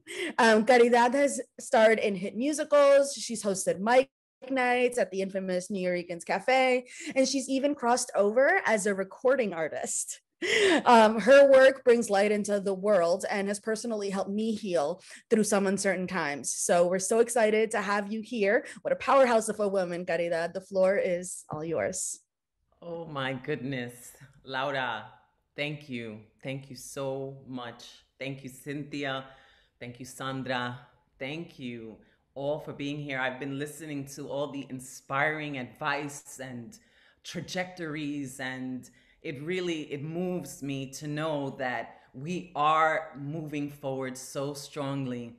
I'm born and raised in the Boogie Down Bronx. I'm definitely a New Yorican. I'm actually speaking to you from Rio Grande, Puerto Rico today. And this is a place, a magical place, Puerto Rico, but the colony of United States. And um, so many times since I began performing, I dedicated my poetry to revolution and chose to speak out against injustice at times where it wasn't welcome, in platforms that it wasn't necessarily welcome, and I did it anyway, and I've never regretted it. I can give examples of, making music, even in hip hop, and Fat Joe was involved to get La Marina out of Vieques, because the people in Vieques of Puerto Rico were suffering. There's no hospital there, still no hospital, but the military base was, they were doing bombing there and testing, and people were dying of cancer, and we brought light to that and cerramos La Marina de Vieques. Another time when I was on Def Poetry Jam, I had auditioned with the Lola poem, which was, it was a hip hop urban tale of a woman of the streets. And but I auditioned with that piece, but then 9/11 happened, and I wrote a poem called WTC. And I wanted to do WTC instead. And I was told, if you don't do that Lola poem, you're going to get edited out. And so I did the Lola poem into the WTC poem to make sure that my message was heard, and I didn't regret it. Another time when I did the musical, I Like It Like That, they asked me to play the part of the seductress, and I just wasn't in alignment with playing that part, and there was a role written for a man to play the young lord, the revolutionary son, and they changed the role and made it for a woman so that I could play the part. And every single night I reenacted the protest in El Barrio by the young lords, and that was in alignment with my spirit, and I felt powerful, and I took risks. There's been times that I've said no to doing certain things, and because they weren't in alignment with my views, and I've never regretted it. As La Bruja, even calling myself La Bruja was a revolutionary choice. It was a feminist choice. It was a political choice. It was a spiritual choice. I wanted to shed light on curanderas, the indigenous ways of our healers, of, nuestras madres, nuestras abuelas, and without any shame, to take the stigma away from what a bruja, a good bruja really is, and showing that you could be spiritual without submitting to misogynistic views and pandering to patriarchy. It hasn't been easy, but now, I'm the first, I think, in the industry, first Latina I know to call herself a bruja, and openly. And now there's a whole revolution of brujas out in the world, and I am so proud of that. So poetry has always been my way of expressing, and I have poetic license. And, a lot of people don't have that license, don't have that flexibility, like in the political world, you have to really walk a fine line in order to stay in that world and still be, powerful and respected. And, so I give all kudos to the women that have to walk that tightrope of being their authentic selves, but still dealing in this world where we deal with racism, patriarchy, and colonization. But ignite that bruja within you. My brujos and brujas, use your magic and your good for light, and good things will come. You will make magic happen. Another reason I call myself La Bruja, my parents got married on Halloween, that's a fact. And when we write, we spell, we are spelling. We are creating spells. It's already in the language. That's why words are so important. The words we use in the world, and also the words that we say to ourselves. So choose empowering words for yourself. Love yourself unconditionally in a world that shows so much hatred. I'm in complete solidarity with everyone here, and I would like to share some poetry with you. I like to call myself the AOC of poetry because I love acronym poetry. WTC was an acronym poem. And this first piece that I want to share with you, it has some adult language, but I'm using my poetic brujaness. And because when WAP hit the scene, WAP, I'm all for our women expressing themselves and embracing their sexuality and their sensuality, but I think we have to really own our power and make sure that we are not pandering to patriarchy when we do it. So here we go. This is my acronym poem for WAP. And I have the video there that I shot in Los Cabos if anybody's interested in visiting my YouTube page or following me at La Bruja NYC on Instagram and Twitter y todo eso. Pero aquí vamos. WAP. Women aren't protected. Words as projectiles. We are persecuted. Wishing away pain. Watching angry people. Wanting all parts, weathered against patriarchy. Wrangled as property, wearing aprons professionally, welcoming angels presently, wittingly arming prowess, wimpish animals, pride, WAP. That's a WAP, that's a WAP. Why ask presidents who act poisonously whether America punishes with abandonment purposefully, while amounting pesos with arrogant pride, walking around pedophiles who adore pussy? Whiskerless, errant, pure, Wednesdays are penciled with, addresses privately, Wi-Fi accesses, pornography, women arrive posturized, weddings arranged prematurely, whatever asses provide. That's a WAP, that's a WAP, that's a WAP. WAP. Widow adolescents placate, whispering alarms penetrate. Why, asked Poppet, will anyone persevere? Whites aren't prosecuted, well, that's a purpose. Went around, popping wide, arrayed pills, whatever addiction pleases, we aren't prepared, wrestling against poverty while acting puny, washing areas profusely, winds agitate pollution, why aren't people wide awake polemically, where's afterlife pointing, witches lying powers wishing altruistic peace, WAP adamantly villainized, wet and pink, warriors attack politics, what you think, always pushing, we ain't playing, why, ask permission, we are pissed, we are Amazons procreating, wild and promiscuous, we're all psychos, we're all prostitutes, well-aware prudes, watched and perceived, well-groomed and pretty. Writing acronym poetry. That's a WAP, that's a WAP, that's a WAP, that's a WAP. W-A-P. Well, there's my WAP poem for you. Poetry has been that healing force in my life. And no matter who you are, keep a journal, write your thoughts down, your ideas, your pains, your joys, write it all down. It's a form of therapy. I like to say, before you kill somebody, write a poem. It could save a life. But seriously, it can.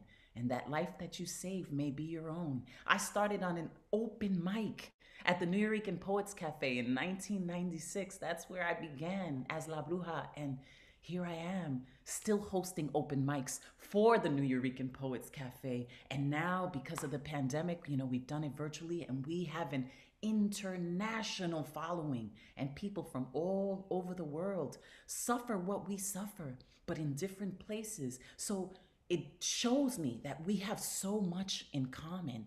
And I really can't wait for the day where we are not separated by our sex, our gender, our color, our nationality, where we can see ourselves really in alignment together as human beings.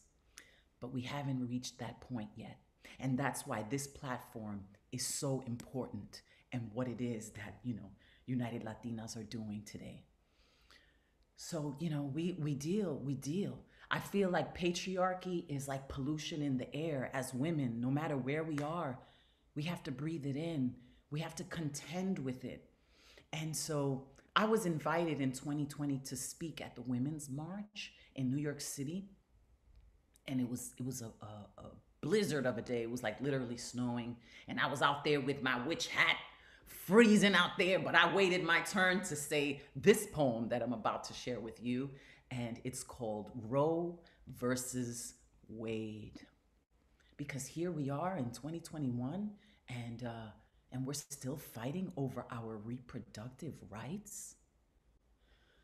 Anyway, we women have been forced to whisper so long because our truth is treated like nuclear bombs. We've learned to hold poison in our cheeks, clenching the venom every time that we speak. We tremble as we are wrecked our necks to stand tall, despite what we have been told we are not small. And to remain silent would make no difference at all. In the real world, we are God. Upheld to religious distortions, patriarchy is the killer, not abortions. These wars are not pro-life, they are legalized extortion. While we are drilled for our babies like human brood mares, forced to breed, it seems, is what anti-choice really means. We swim through oceans of rhetoric while rapists scour our shipwrecks. We have been the captains of our secrecy, but not of our bodies. They call us their bitches, burn us like witches, crash our vessel and ransack our riches. Insatiable scream their assaults. Buried treasures begin to float from our throats. From the bowels of forced sterility, our reservoirs are fracked with the lack of accountability. Our mouths held shut by the same hands that pound gavels. In cold blood or in oil barrels, we give birth to babies strangled with umbilical cords wrapped in military and prison apparel. But in these turbulent waters, we must row versus wade. Because damn, their river of threats have left us unafraid.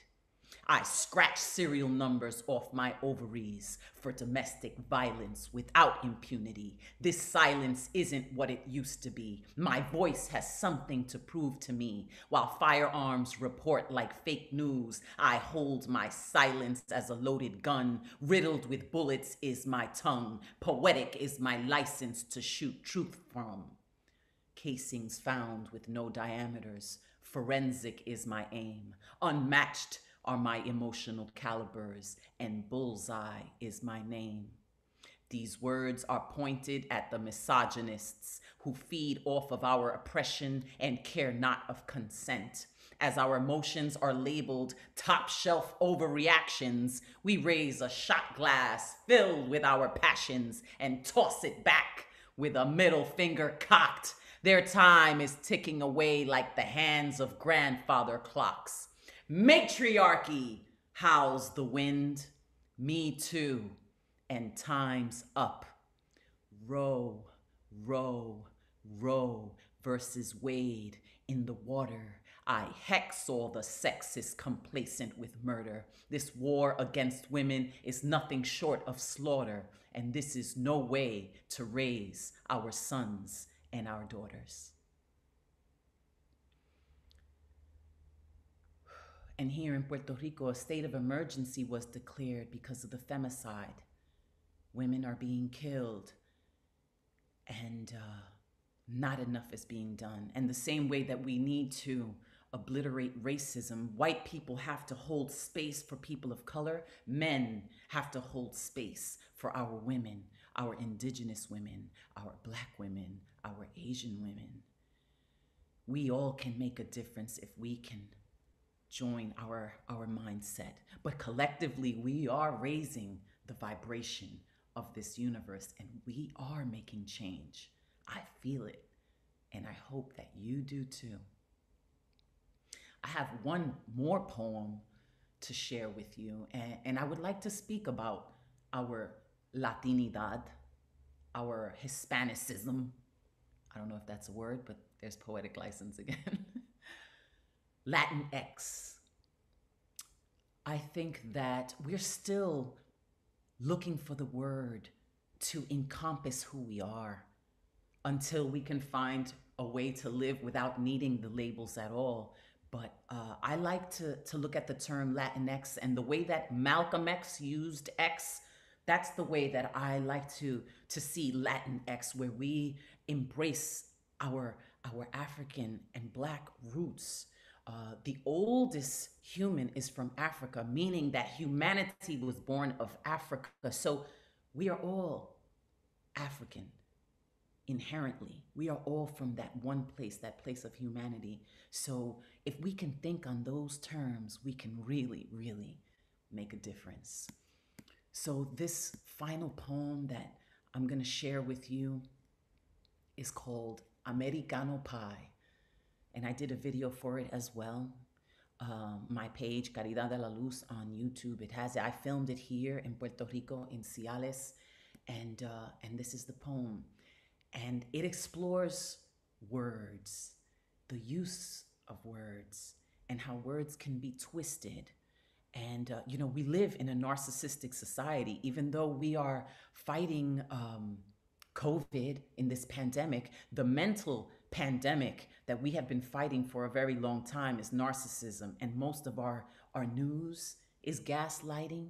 You know, a lot of this way of showing one face, but really doing another. So this poem right here explores that, especially here in America. Here we go. Our Latino resilience has carried us through racist spews of thick-drawled hatred, in fruit-field plantations and meat-packed enslavement. With odds stacked, we've learned how to fight back. Our elders did not die without teaching us that. While keeping the spirit of those we've lost in this pandemic intact, we are descendants of both the slave and the enslaved, the enslaver and the enslaved. But within our own blood, peace must be made. Escrito en sangre de los indios, africanos, mulatos, mestizos, España conquistó y nuestras raíces indígenas los tendrá que perdonar. This is how we grow in America, our home. We have always worked towards unity. After all, united is what these states are called, to awaken in a nation of refuge instead of discarded as refuse, our dreams refused, American nightmares of continued abuse. When the light at the end of the tunnel is blocked by a wall, united we stand, and if we can't stand, we will crawl past every hateful pitfall. Our collective spirit could never be diminished. We remain on this mission, using strength to transform the division into a land that embraces the innocent and defends helpless victims, holding accountable those that have murdered all our Vanessa Guillengs, awakening the world to respect our Black and brown women. We fight to restore order. While babies at borders are wrapped in blankets of silver lining, we will use our political influence to restore health and housing. Our history lives in the languages. 250 years before English was ever spoken here on these lands, ancestral hands worked too hard to point out the irony of what had begun dominating our tongues. Broken lips were split for speaking First Nation dialects, where language was colonized by one and enslaved by the other. Does anyone know the indigenous words for love of another? We try to understand the roots of Latin words used in America, like e pluribus unum, meaning out of many one. But when words don't match actions, the interpretation seems to mean out of many races, one to reign supreme. misusing words, turn to hate, embracing no one with a melanated face. The painful truth has been a disgrace, and still we find the grace to replace the sadness with a smile each day, using love to drive out hate like we were taught by Dr. MLK. We've been considered a threat to those that live in Dixie La La Land, who believe that Kentucky is American as apple pie. It's actually the apple of its eye. Kentucky is a word in Iroquois, meaning the land of tomorrow, and tomorrow has arrived. All these names like Tennessee, rooted in Creek and Cherokee, Texas, Kansas, Wyoming. Real American history is worth knowing. Colorado means red, and Nevada snowing. They've been spoken so fast, but if we say the names slowly, we will feel the ancestral energy that for centuries they've been disowning. Our self-respect is connected to something much deeper, this land and its people, where we all are created equal. We will stand up for our rights while keeping our cultures alive and share with the world our recipe of Americano pie. Thank you so much. Thank you so much, Caridad. That was absolutely just inspiring. There's just so many words. I mean, I wrote down when you said, my voice has something to prove to me.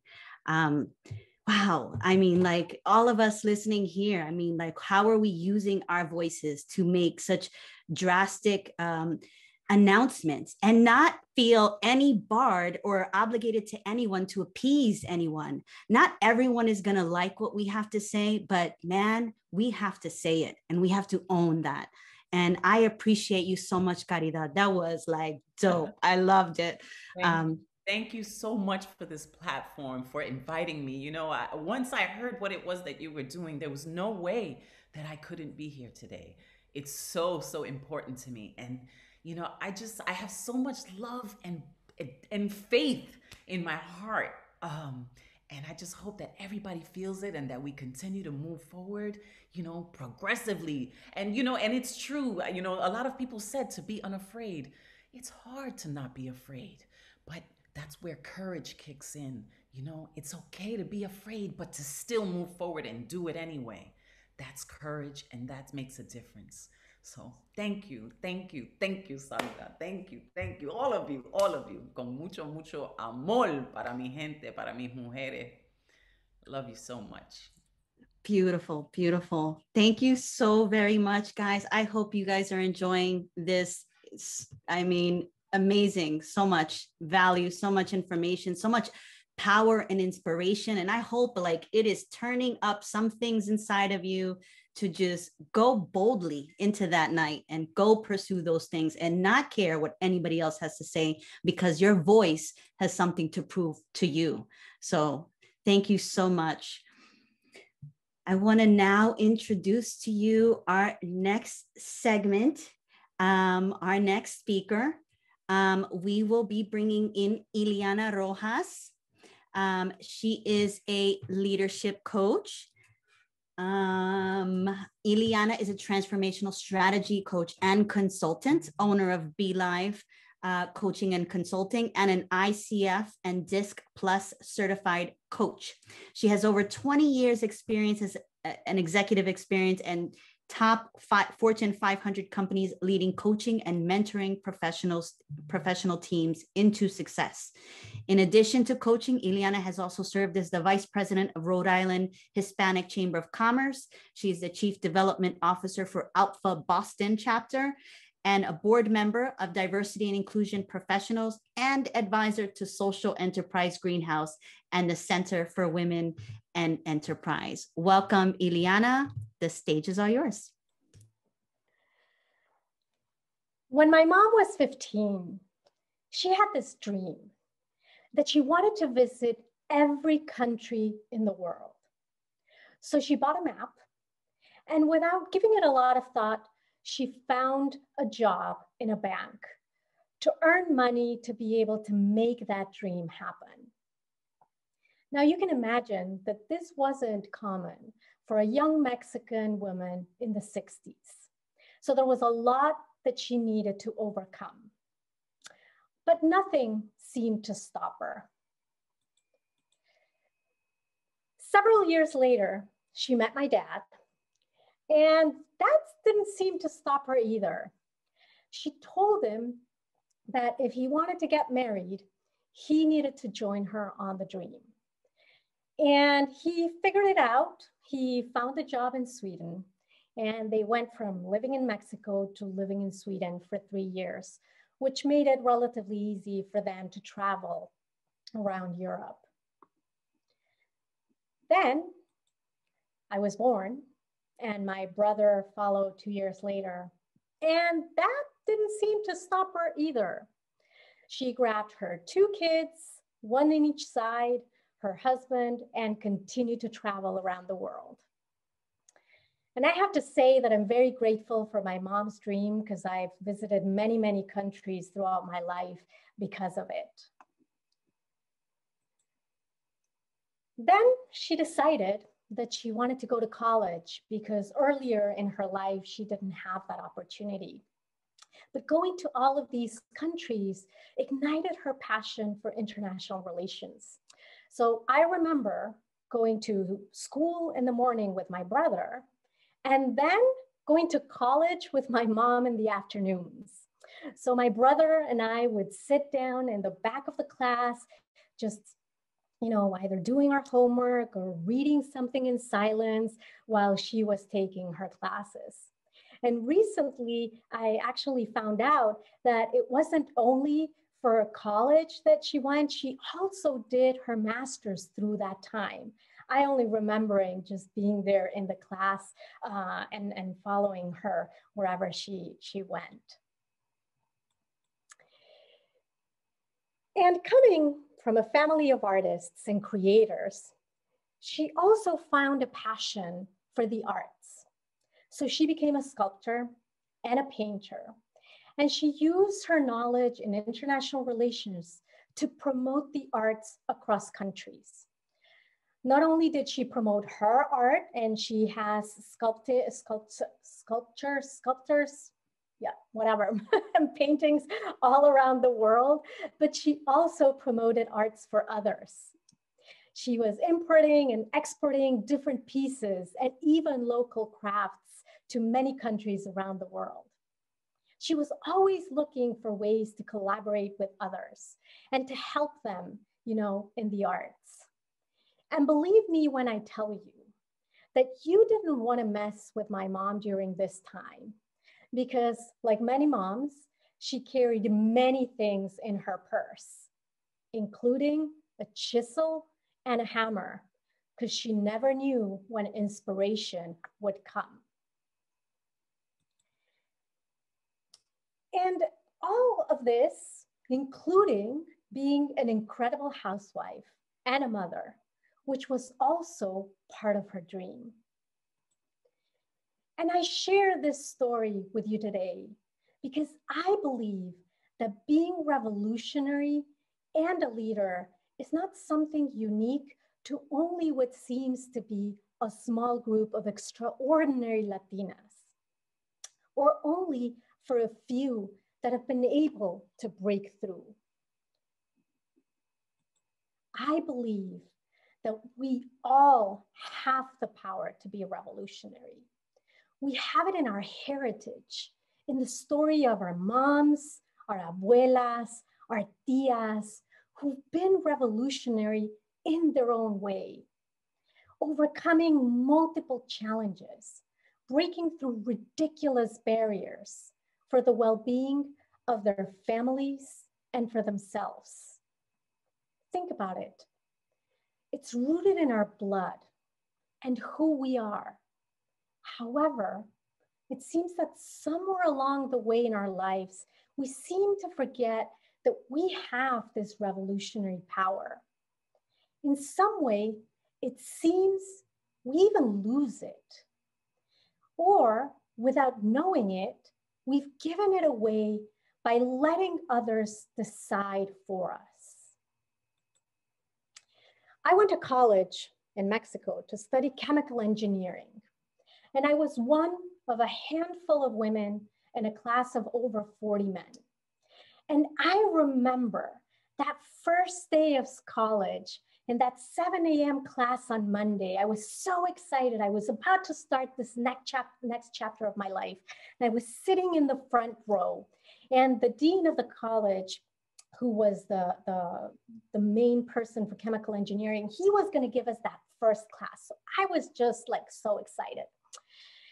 And he came in and he called out on the women in the room and told us to take our things and to go back to admissions and to change our career and not to waste our parents' money, because there were other more appropriate careers for women to enjoy while we got married. Because that is what women went to college for, to find a man to marry and support them years later. And I decided that day that not only was I going to graduate with honors, but I was going to select this teacher to be one of the judges of my graduating thesis and have him sign my final grade. And I made this decision because I am my mother's daughter.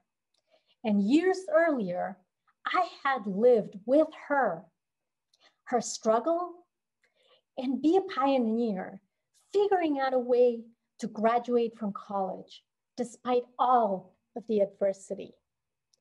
And I wouldn't honor her journey and her sacrifice if I had let somebody else decide for me. And that, unfortunately, wouldn't be the first time that I was told I couldn't or I shouldn't do something because I was a woman, or because I was Latina, or because I was short. Through my life, I've been to executive roles. I moved to the US. I even started my own company to coach and support Latina women to rise. And all of that started with that inspiration from my mom. Looking at my mother's journey, el de mi abuela, el de mi tía, y el de tantas mujeres que me han inspirado y apoyado a lo largo de mi carrera, I believe we all have the power to be revolutionary. Now more than ever, we must believe in ourselves. It is our time to break those paradigms, to break those beliefs that we can't reach the top. We can't let society continue to define success for us and give our power away based on those decisions. We are at a threshold of greatness, of wonder, of extraordinary moments where paradigms are being broken almost every day. And an unwritten, bright future lies ahead of us. It is our time to reclaim our power and to be proud and embrace who we are, not adapt to what others have told us success means or what we should or shouldn't do. It is time to believe in who we are and the value that we bring to the table. It's time to be proud of our authentic selves and not to be what others expect us to be. We need to rise above others' expectations and be comfortable with who we are. We need to stand in our uniqueness. We need to silence our inner critic that pulls us down and makes us feel like we're not good enough. We need to silence the thoughts that make us feel shame and guilt and give ourselves permission to be us, authentic and proud. It is time to believe in our power to be fearless and to elevate our voices, to advocate for us and what we believe in, to use that same strength and courage that we have to speak for others and also do it for us.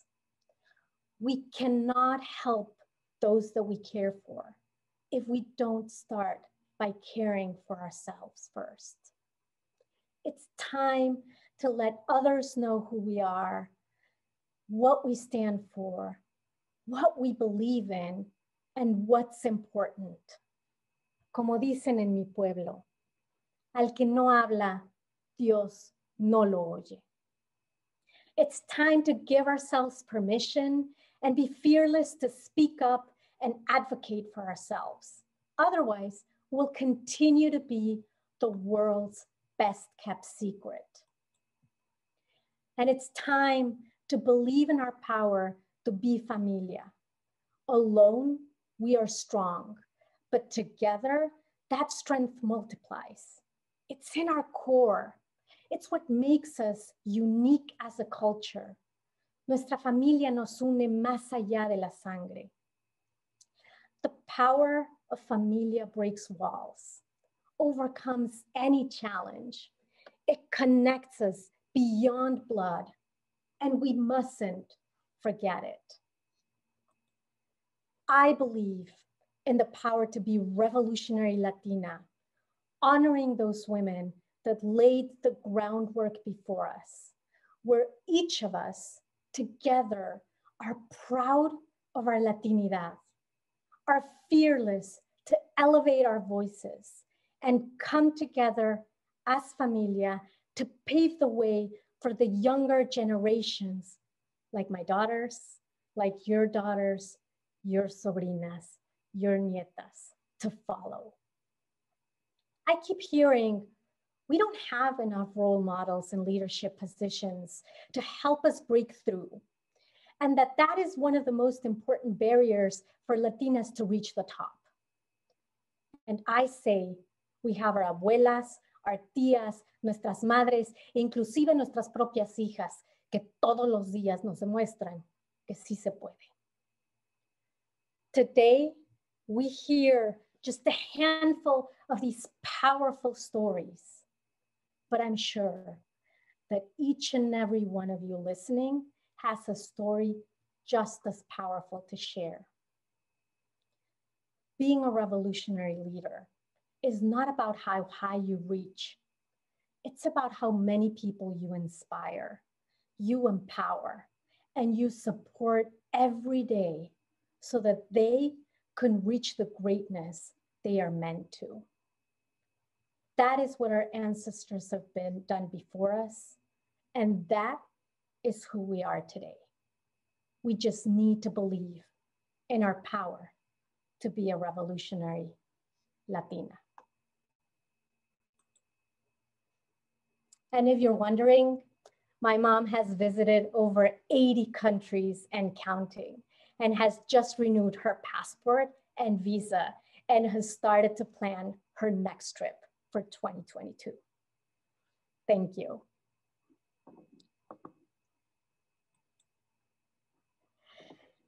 What can I say? It's been a full day. I've just had this roller coaster of emotions coming. And before I started to talk about my own story, I was like, oh my God, this is just like a full powerhouse. And I'm just so excited to share and to introduce you to our next fireside chat with two powerhouse Latinx. It's an honor for me to introduce a fellow Mexican, Claudia Romo Edelman, who is the founder of the We Are All Human Foundation, a New York-based nonprofit dedicated to advancing the agenda of diversity, equity, and inclusion. And to moderate the conversation, I'm also excited to introduce Damian Rivera, who is the CEO for ALPHA, the Association for Latino Professionals for America. Claudia, Damian, thank you so much for being here today. The virtual floor is all yours.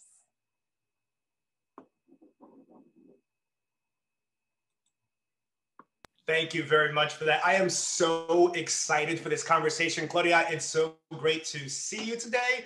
I'd love to start off with just a little bit about your background, your journey, your story, right? It is so inspiring. Can you share with everyone watching today, give a little bit about how did you get to where you are today? Yes, and I want to start by saying thank you. Thank you for inviting us. Thank you for inviting us to be part of Latina Revolutionary. I'm like, that's really what we need to start looking at. Like all the revolutions we have started, all the things that we can change and do, and that we just need to be providing even more platforms. So thank you.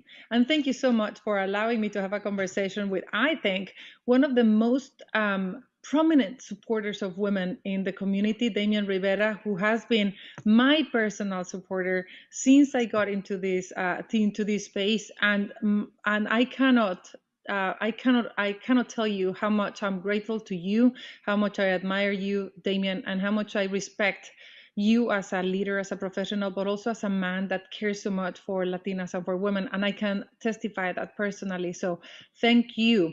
And so me, I was born and raised a marketer, pretty much a marketer for social causes all my life. I read Mafalda as a young girl, and that was my thing. If you're a Latina and you actually had the cartoons of that little little girl that had super big dreams about peace and justice. So I have been doing marketing for social causes all my life, trying to win the hearts and minds of people, either to get them to volunteer, to care, to change attitudes. And I've been blessed to be able to work for organizations like the United Nations, UNICEF, the United Nations Refugee Agency, the World Economic Forum, the Global Fund to Fight AIDS, Tuberculosis, and Malaria, you name it. The same wine, different bottle all the times, which is trying to do global mobilization, and that has culminated in the creation of World Human, which, as you mentioned before, is an organization pretty much diverted to inclusion. Inclusion because the world is already pretty diverse. We just have to make it more inclusive so that all of us can be ourselves and bring our best selves to everything we do. Awesome. So as you think about your past and your journey and how you've gotten to where you are, and as we celebrate Women's History Month, who's been your biggest shero out there? Shero, I love it. I mean, like, no doubt, my biggest shero is my mom. And will always be my mother. My mother was, Damian, as probably you know, because you've been very supportive in that time. My mother passed away last year after 169 days of fighting COVID. And that fight and those 169 days were the reflection pretty much of her entire life, in which she was loving life so much, not willing to give it up, and not letting actually anything really defeat her without a good fight. The last conversation I had with my mom before she was intubated was she was asking me, like, so what are you doing now of work? She was already in the hospital, but she was not in intensive care. And I was like, well, COVID is hurting the community. And she was like, but what exactly are you doing? Well, we're bringing people together. We're doing what? She was like, but explain to me better. And I was like, well, I think we're trying to move people from fear to action. And she was like, that, my love, is a good thing. Keep on doing it. And as much as I think about it, that's exactly what she left. Like, she lived her entire life. She was a professional basketball player that started having children and left just a couple of months before getting into the Olympics, representing Mexico again in that time, and then decided to, after losing two of her kids that died, decided to be serious and studied economy and became a very successful economist. And a couple of years after, she decided that was not what she wanted. And again, she reinvented herself and became an actress and a model, a representative of a model agency. And that those changes took a lot of courage. But I saw my mother not actually being fearless, because she was petrified, but she was not going to let fear decide whether she wanted to be an actress or not. She was going to be fear less or fear controlled, and just like have that. And I think that she's my hero, because I saw firsthand, even at the last minutes of her life, how important it is to be guided by your heart and not let fear be the driver of your own agenda, but just like be driving yourself and controlling everything, including fear, so that we can move forward with what we want. Claudia, I have to share with you, last year when this was happening, one of the things that I think was a big gift, and as you described, the moving from fear to action. I know myself and many others during what was happening from a COVID standpoint were feeling afraid. And one of the gifts you gave us was inviting us into the journey that you were going on, and demonstrating what strength looked like even in the most difficult of times. And I want to thank you for that, because so many of us felt courage and felt the just this requirement where it's, well, if Claudia can do this at this time, given what's happening over here, who am I not to continue to push on things, to demonstrate that courage? So I want to thank you for what you did for so many of us during that time. And it's a demonstration of the legacy that your mom has left behind with you, and how you're passing it along. So I want to thank you for that. Thank you. And I want to thank you because you do the same. And that's actually a great thing to know for all of you in the audience. Leaders are role models, and the role modeling is literally something at the brain level that happens. And I've seen you so many times in things that I think, if you can do it, I can do it. And that's actually something natural that happens in the brain. And we should just like be aware of that. Is what a leader is. It's just like stepping up, knowing that you will actually influence the brain of someone else and just like bring your actions to be followed. Yes, absolutely. So I want to go into, when we think about the Latinx community, sometimes gender roles have a long-standing history, right, following a patriarchal hierarchy. Would you say that your upbringing followed those norms, or did they veer away from those norms?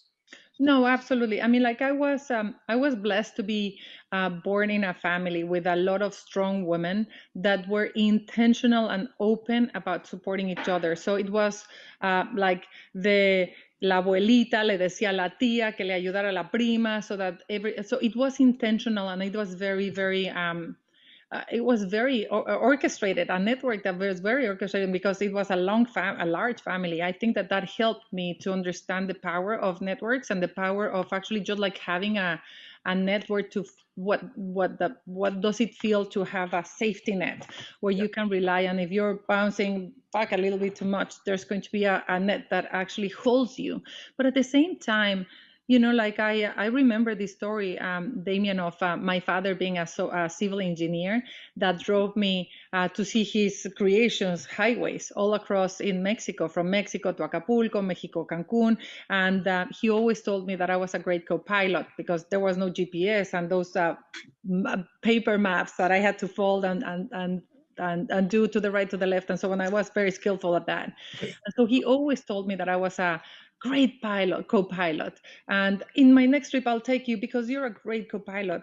And it was only 4 years ago when I looked at my resume that it hit me. I was like, oh my God, I've been a right hand all my life, like without any intention, without my father willing to put any grain on me, because that's our surrounding. That's the power of the voices that you grow up with. He implanted on me the idea that I should be a co-pilot.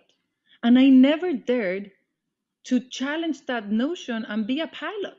So setting up World Human was a huge challenge for me, because I was like, be a pilot of my own agenda? I know how to do this, but can I do that? Can I be the pilot of my own life and of my own organization, being the entrepreneurial that I have been? I don't know how I survived all these years in those huge institutions, but it is important to recognize that while I learn from the strong women and the networks that really are how important networks of support are, there's always the other element of the voices and the cultural voices that we're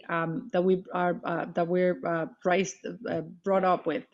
So to that point, what actually triggered the I'm going to do this, right? Like, what is it that made you say, okay, you know what, I'm going to go and be a pilot and step into this role and get that courage? For me, was my daughter. I moved to America 6.5 years ago, pretty much being, like in my network of the United Nations, and I knew exactly what I was going to be doing, and I was super excited to be Hispanic. I always tell the story, but honestly, like, we forget when you live in the States, but this thing of Hispanic is an invention. It's like a creation of the States. Like, I lived my entire life as a happy Mexican, 25 years in Europe, and I started learning about like Hispanic when I was planning my trip to the States. And I was like, Hispanic, what is this? This is awesome. We're going to be so many. We're going to be welcome. We're no longer going to be minority. And then, like, you move to America and they're like, oh my God, no, we are pretty minority. And this Hispanic thing is not as positive as I thought. And then I married an American, and I'm like, that's it, I'm fried. I'm staying here. I'm no longer going to be a diplomat moving around the world. And my daughter is going to make 50% of the salary just because of my choice, just because I decided to marry an American and stay in America. My daughter is going to make 50% of her salary in whatever choice. And that triggered for me, it became really personal. Looking at that, we're, as a population, we're 18% of the population, but Latinas, 9% of the population. And we're like less than 1% in corporate boards, less than 1% in family television. We're like perceived as something we are not. We're only perceived as our physical attributes, as opposed to our hardworking, our courage, our entrepreneurship. Latinas create 6 times faster than any other group in America, small businesses. And where is that? People associate us with sexy as opposed to entrepreneur. You're welcome. We have created more jobs than any other group in America. So it became personal. And I said, like, I really have to do this. I went to my boss, the Secretary General of the United Nations, and it's like said, look, you have to really give me this sabbatical time. This is personal. I can't know what I know about looking at communities thrive out of nothing with half of what the Latinos community have, and let me do this. We don't have a product problem. Our community is amazing. We're the driving force of this country. We're the new mainstream economy, as Sol Trujillo says. So we don't have a product issue. We have a packaging issue. And I am a marketer, and I'm gonna devote the years that it takes to make sure that we're seen, heard, and valued as what we are, stars. So to that point, I love that you ended there, because I want to keep going in that direction. So one of the things that I love about what you established, with We Are All Human, the Hispanic Star, changing the narrative. So my question for you is, what inspires you most about how our society is evolving when it comes to kind of the gender equality and changing the narrative that's out there, generally speaking, and then for Latinas specifically? I mean, Latinas, we're the minority within the minority. We're the gap among the gap. This is really tragic. And if there is one thing, and it doesn't mean that it's bad, it just means that we have to look at the kid that is in the last place in the queue, and that is Latinas. Latinas were absolutely underrepresented, misrepresented, and undervalued. There's no bigger secret in America than our community, and that our Latinas, let alone the community, our Latinas. And so I absolutely know that all of us need to make sure that we understand what the problem is. The problem is that we have a large population of women that have been working for an extra 20 hours a week now with COVID, that were underpaid. twice. We have to work twice as much or twice as long to get the same amount of salary. We have seen our mothers and our grandmothers come with bleeding hands of trying to give us an opportunity. And the higher you go on the rank of positions, the higher you go, the more barriers you face, the more challenges there are. And it is up to us Latinas to make sure that we understand that we have to be really well prepared to that challenge, because we're moving up. There's no question, we're moving up. Upward mobility is happening 3 times faster than any other group in America, but that we cannot do it alone. That we really need to understand that the sense of community and network of support is a huge help. You told me, Damian, you helped me understand how a Latina person can actually not fit in a corporate room if you don't understand, like if you don't have peers that understand your culture. Latinas are pushed to the side, pushed to the side, pushed to the side every time in meetings with men, or actually with, like with people that are not Latinos. So it's up to us to understand that the more that you share the access code and allow more people to get into the room, the harder it is to push you around.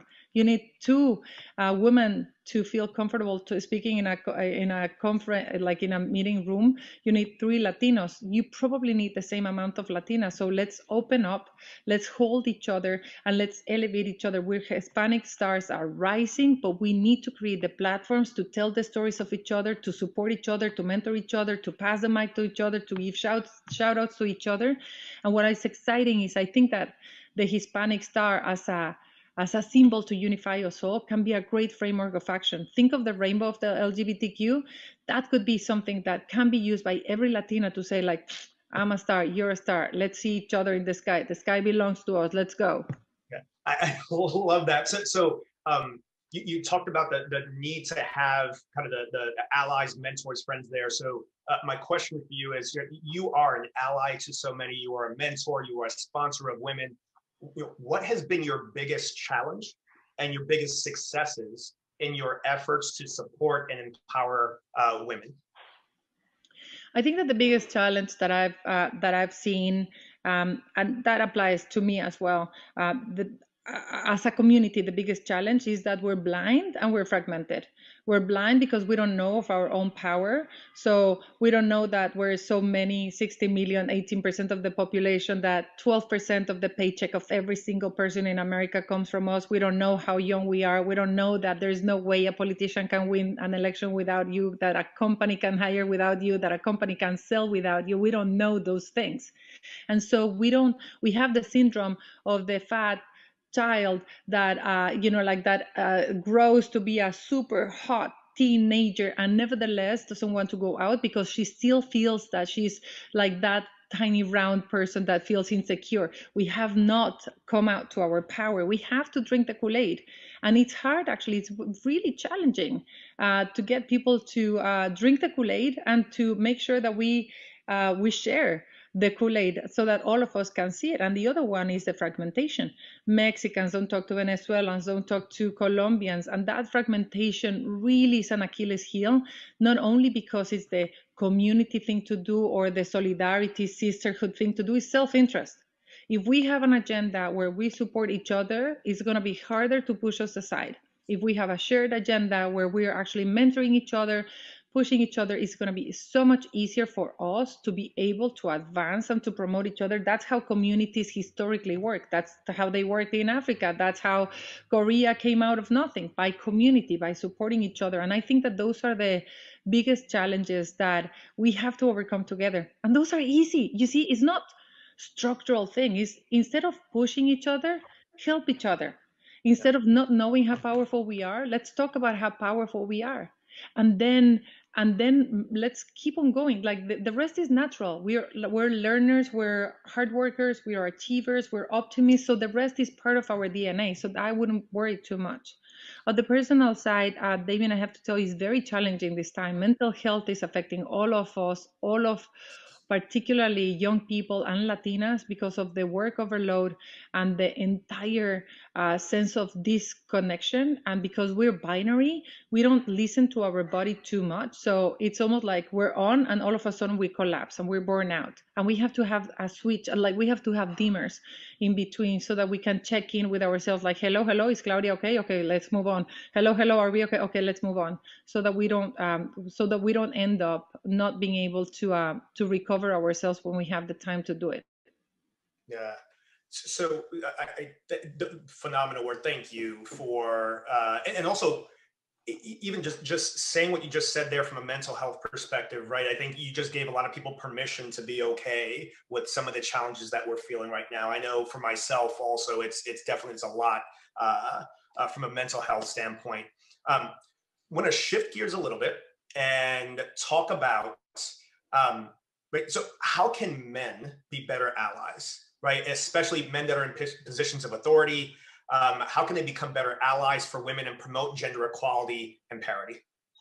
I mean, you're the poster child of a man ally. Like literally, I want to start with you. Like, I would love to you tell me. I can tell you how you're my poster child and like sing your praises. But why don't you actually share with us? How does it mean? Because you're an ally and you're a supporter and you're a champion man for women. Like, you're the perfect example of a he for she. Yeah.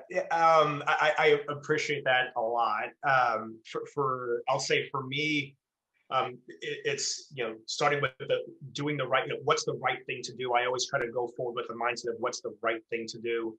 I always am thinking about my wife, who I've been married to for over 20 years, going to be 21 this April, and my daughter, and trying to make sure that I am doing my part to leave a path for them to be able to do their thing. So it's interesting. I didn't expect the question necessarily. I mean, to me, it's just just doing the right thing and making sure. What I'd say is set traps for yourself. I think from a male perspective, what I mean by that is, it's hard to identify when your unconscious biases are preventing you from doing something that you should be doing.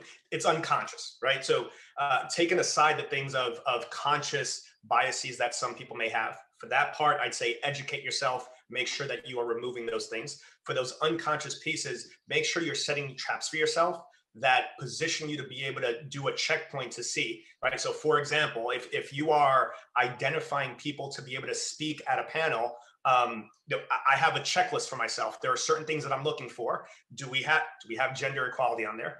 From a ethnicity standpoint, how do we look? From a level standpoint, how do we look? And so things that come a little bit more naturally for me now, but making sure I still have that checklist to make sure I'm not doing something unconsciously that's going to put us or put it in a position where we aren't creating that inclusive type of culture. So so those are just some of the things that I think about and I do. And not only that, look, I think that you do by far more. You have you actually are intentional about providing the platforms with the Latina Alpha awards, recognizing women, providing role models, giving role models.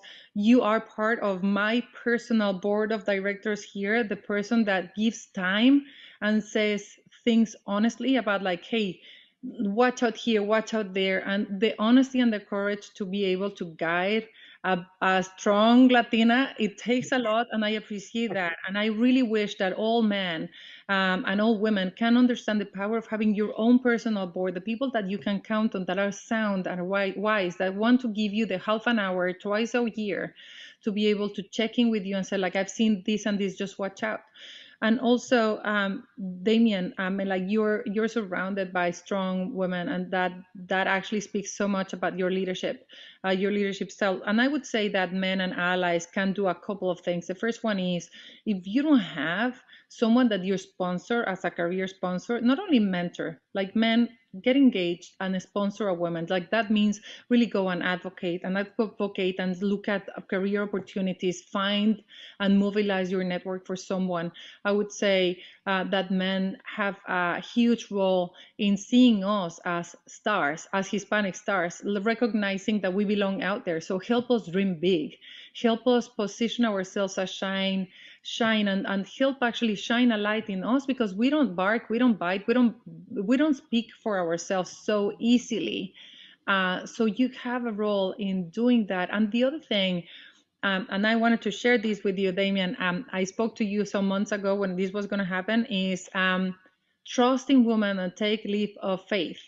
If you look at the number of organizations that are led by men, you have to take a leap of faith and allowing women to be in senior positions or even being in board positions, even if we don't have pre-board experience. I want to give an amazing shout out to Tony Aquila, the chairman of the board of Canoe, that just recently announced that I would be part of their board, a public company, an electric car public company that has taken actually the guts and the courage to allow a Latina with no board experience to be part of the board. And for that, I want to commend you, Tony. I want to commend you, Damian, for being men that trust in women, but also I want to do my part.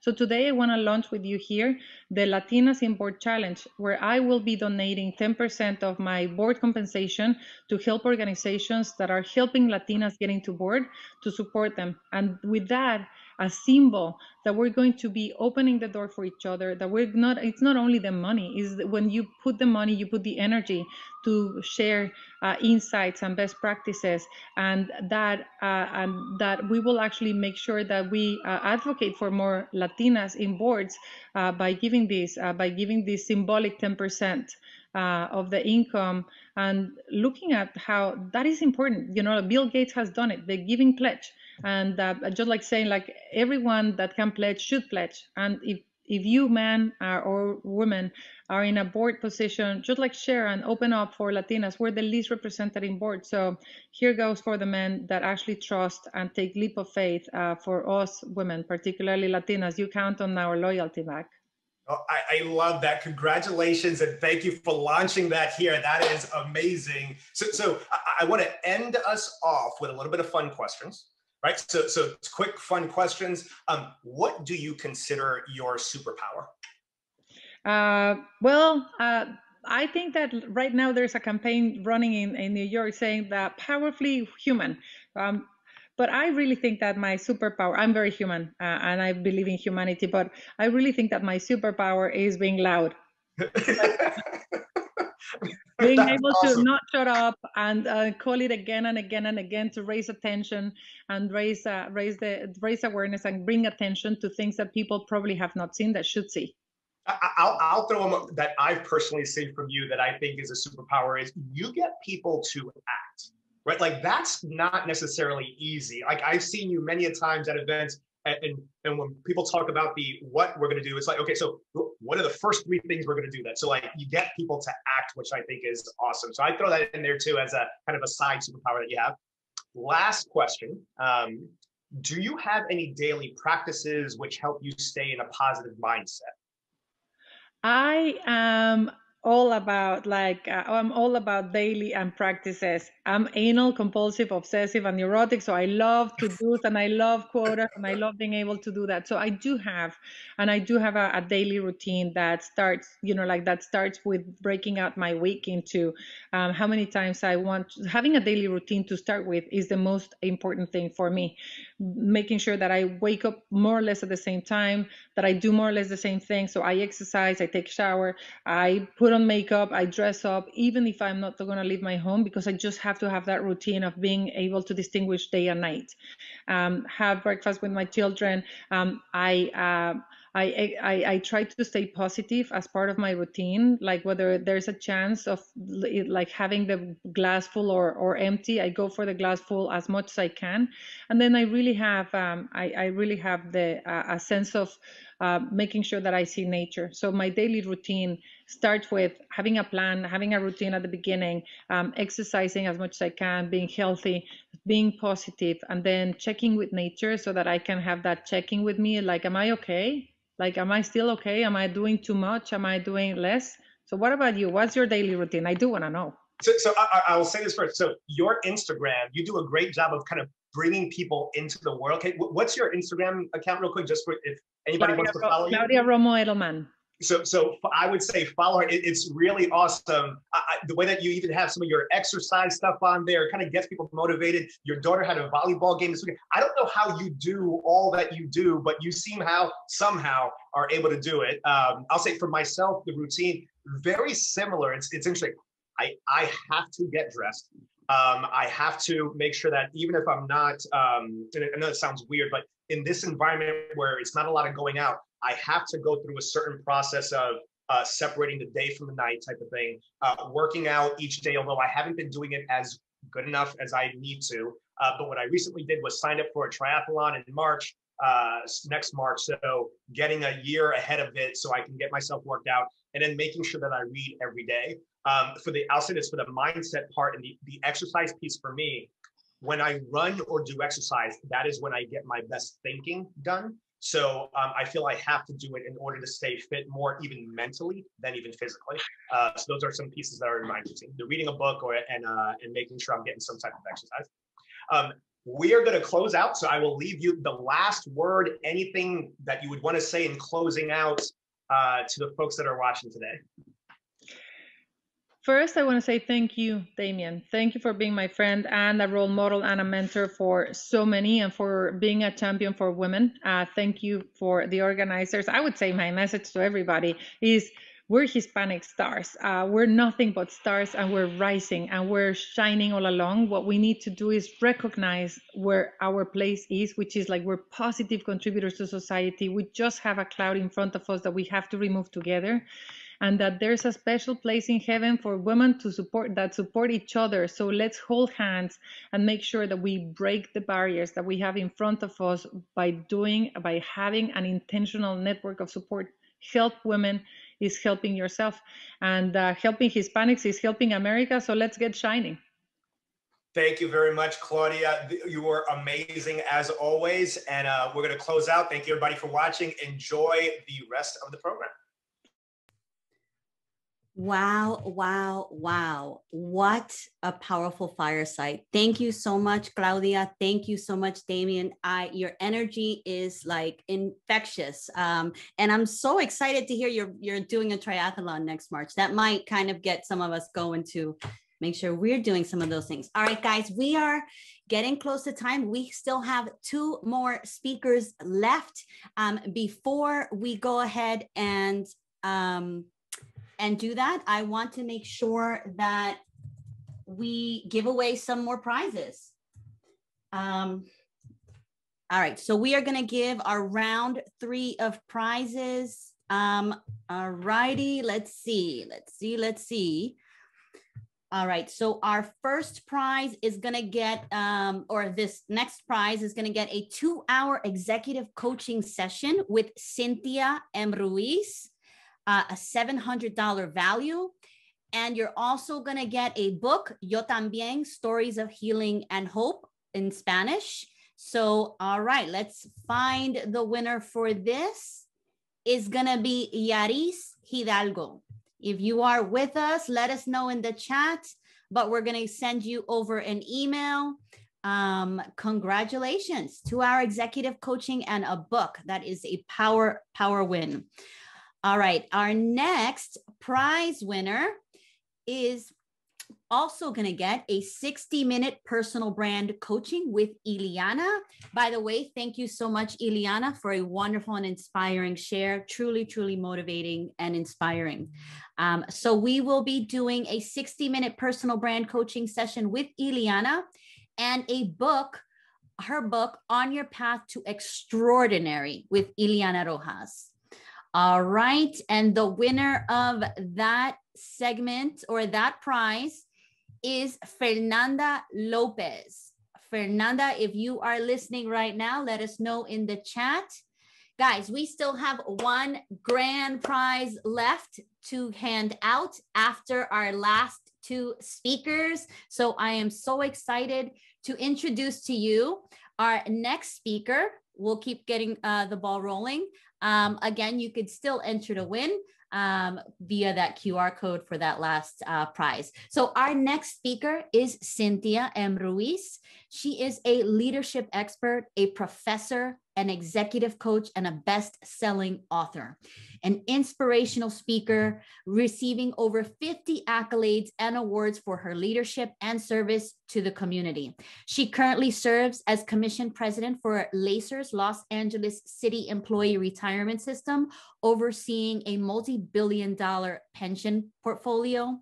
Coming from blended cultures, Latina and Native American, what a beautiful combination, Mexican and Cherokee. She enjoys a passion for life and profound appreciation for Mother Earth. Cynthia, I am so excited to welcome you. The floor is all yours.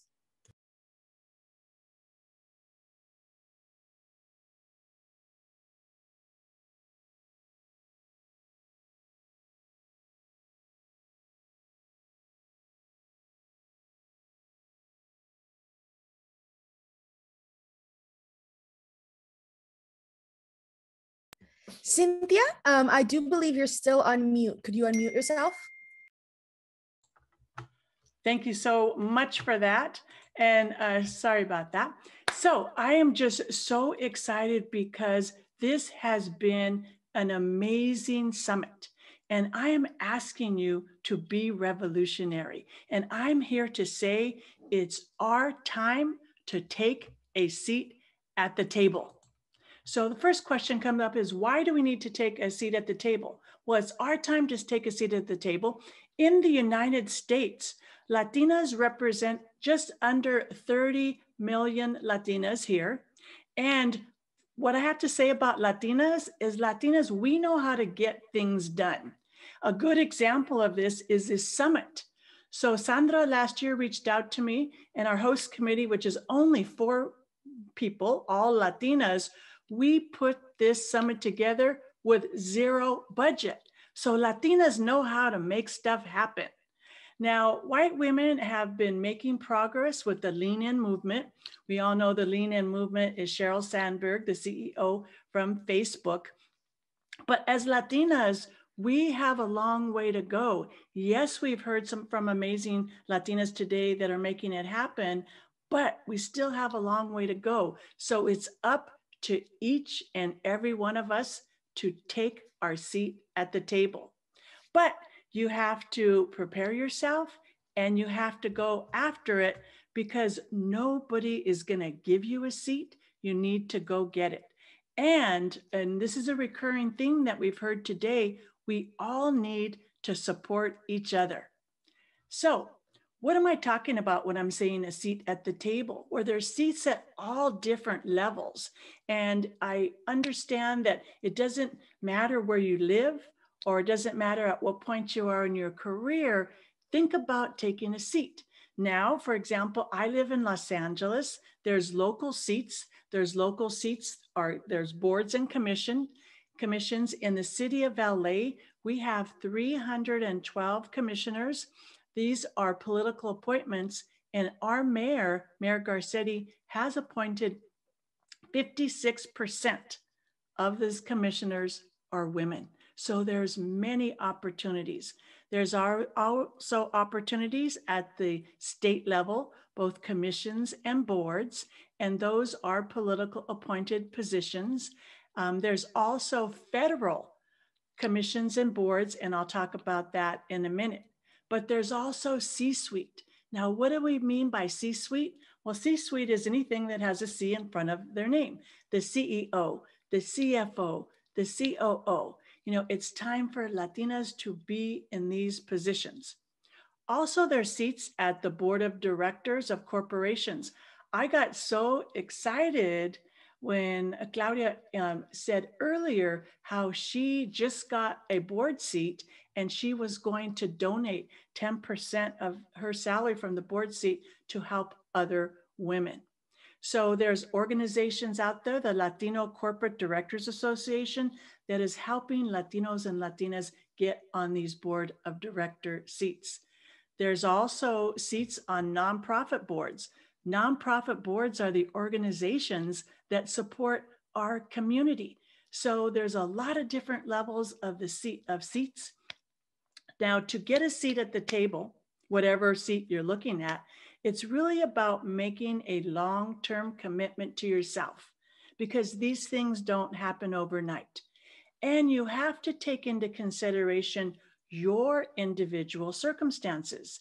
Everybody's at different levels in their career. People live in different parts of the United States. So take your circumstances into consideration. Now, first of all, decide what a seat looks like for you. Now, maybe you want to try to get a local seat.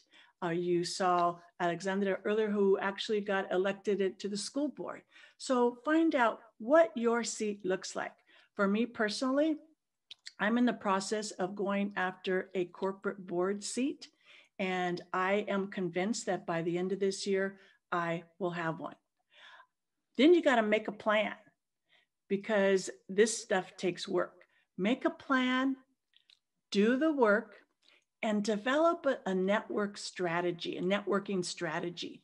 Nobody gets these seats by themselves. You know that old saying, it's who you know, not what you know? Well, networking is so important. And I understand that right now may be a little challenging because of this pandemic, but the good news, virtually, it's opened up a whole new set of people. You know, they discussed it earlier. I would not have met Sandra if I didn't network, and she networked with me during this pandemic. So don't let the pandemic stop you from networking. Network virtually. Now, I'm a big believer that you have to make a plan, but I also understand that you need to adjust your plan. You may have a plan and something comes up, you need to adjust, and that's okay. Now, the last thing you need to do is find your support, because nobody does this by themselves. It could be your friends, your families, organization. So develop your support system so you can really feel supported as you move forward to your seat. Now, one thing I want to talk about, there's so many opportunities on the federal level.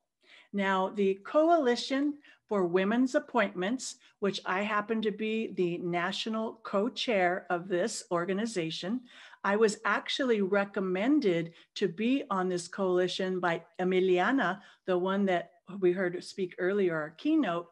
And the coalition, what they're doing is supporting the Biden-Harris administration. We have this historic administration where we have the first female vice president ever, who happens to be a woman of color. So the coalition is helping women get into the administration. Now, one thing that people don't realize, there are over 4,000 political appointed positions in the current administration, and the Biden-Harris administration has agreed on gender equity. So there are so many opportunities. So if you want to serve on a federal level, on a board, a commission, or in any of these positions, I encourage you to go to appointwomen.org for a list of the positions. They're listed in what's called the Plum Book, and you can look through the positions and have step-by-step instructions on how to take advantage. I really want Latinas to be in these positions. A lot of focus is given on the cabinet level positions that have to go through Senate confirmation. But as I just told you, there's 4,000 other positions, and it's not too late, because these positions are in the process of being filled now, and they will be continued to be filled probably through June and July. So if you want to serve on a federal level, the opportunity is there. Now, my message to you is anything is possible. Anything is possible, but you need to make it happen. You know, we've heard the recurring theme for all these speakers is that you need to let go of your fears. You need to let go of your insecurities and take action. So we are revolutionary Latinas, and our time is now. So what I'm going to ask you to do is I'm going to ask you to sit up tall or stand up tall, and I want you to repeat after me. I am beautiful. Okay, I didn't hear everybody. Let's try that again. I am beautiful. Yes, you are. I am powerful. Let's try that one again, but con ganas. I am powerful.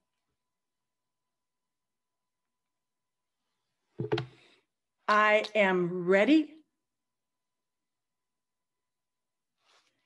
And I am revolutionary. Try that last one again. I am revolutionary. So I know I went through this very quickly, but it's been a long morning, and we do have our final speaker. And I am just so excited. So as you can see, we've blended it between speakers and spoken word. So our final speaker is a poet, spoken word artist. She is one of the most prominent spoken word artists, not only in our community, but in the country. So Yesika is a dynamite person in terms of spoken word, and her following, she's built up this following that she lovingly calls her Mango Mafia.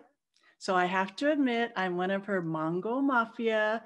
You know, I'm one of the 135,000 people that follow her on Instagram. She is a fat advocate. She is an award-winning author. She calls Los Angeles her home. And I am so excited to welcome Yesika Salgado. Yesika, the floor is yours.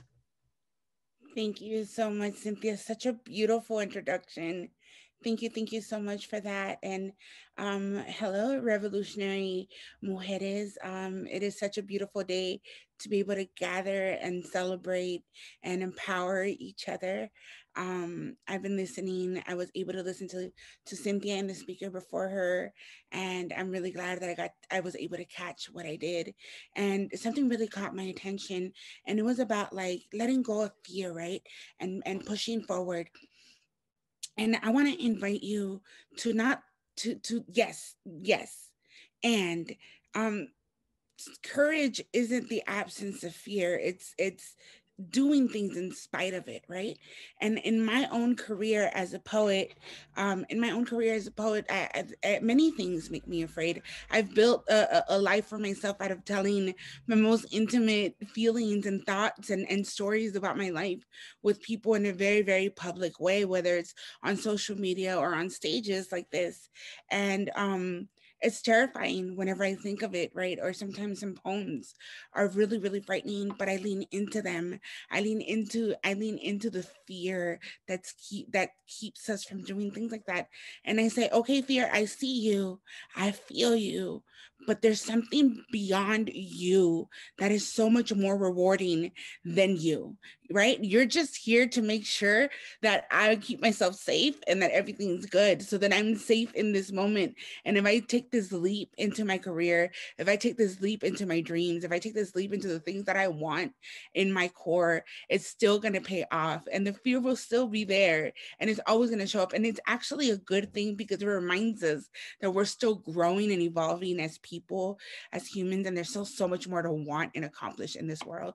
So with that, I'm going to write a poem that I wrote for myself for the young girl I once was. And I'm going to share it with you for the young woman you all were once too. I am brown girl, daughter of border hoppers. Mommy cleans houses too fancy for us to live in. Daddy parks cars too nice to ever dream of. I am one of 3 sisters. Men yell welfare at mommy when they see us. I am Latina.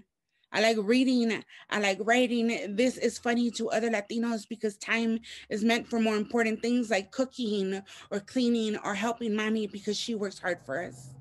I am Yesika. This name borrowed, it used to belong to a rich white girl my mother once worked for. I am a dreamer. I'm not so good at doing, but what I am good at is translating things from my parents, like letters, school notes, landlord phone calls, work instructions, traffic directions, prescriptions. I think in English, but my tongue is dressed in Spanish. I am always missing a word for something in either language. I've been called many things: wetback, spick, beaner, sometimes even illegal. I became a statistic when I dropped out of high school, but I'm still a writer. I learned to do this all on my own. Nose pressed into Sandra Cisneros, Isabel Allende, Julia Alvarez, all brown girls, all born into Spanish and then translated just like me. Daughter of two people who knew exactly what they needed, so they transplanted themselves just to get it. Now, I am still a dreamer that is slowly growing into a doer, and my skin color, well, my skin color only makes it that much more beautiful. Thank you. So I have two more poems to share with y'all. This next poem is, sorry, you're gonna hear the noises of my neighborhood around me. This next poem is from my most recent book that I released. I was gonna say last fall, but I didn't realize that it was in 2019 fall. And my mind, I don't know if your minds are doing it yet, where we're not counting the pandemic year, like it just doesn't register. So everything, when I'm talking, I'm saying last year, and I mean 2019, not 2020. Like I have to keep correcting myself. I'm sorry, my niece. My niece is texting me, asking me if I'm gonna buy her lunch. What are you a tia for if not the person that brings happy meals to the kids in your family? So this is called Diaspora Writes to Her New Home. And I wrote this poem. It's the first poem in my latest book, which is Hermosa, and which is the one that won me an award with the International Latino Book Awards in poetry. And I wrote this poem because I was thinking, my parents are migrants. My parents immigrated here from El Salvador in the 80s to flee the Civil War, right? That we were going through at that time. And so I was raised within a household full of nostalgia, full of longing. I was always told that my home was back in El Salvador, wasn't here in Los Angeles. So I carry this nostalgia and this love for somewhere that isn't the place that I currently live, but I also carry a deep, profound love for my city, for Los Angeles. And so when I think of the migrant story, I think of what happens after. Okay, so my parents migrated. Okay, so what comes next? And this is the poem. It's called Diaspora Writes to Her New Home. And I think so many of us are we're building the what's next, right? And so this is for all of you that are forging new dreams and hopes out of our parents' dreams and hopes. I am what comes after the Civil War.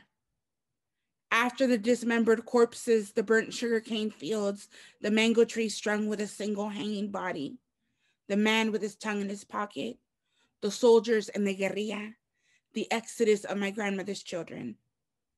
I arrived after the fleeing, after the bruise was named a desert, after the new country extended its concrete arms with reproach, after living in garages, huddling in small apartments, after raising blonde children who do not know our language, after washing cars we do not drive, after keeping home for women with alabaster skin, after falling in love in the time of asylum, after the alcohol took to my father's veins, after the family murmured his sins, after my mother cut the long coil of her curls, I found my way here and I stayed.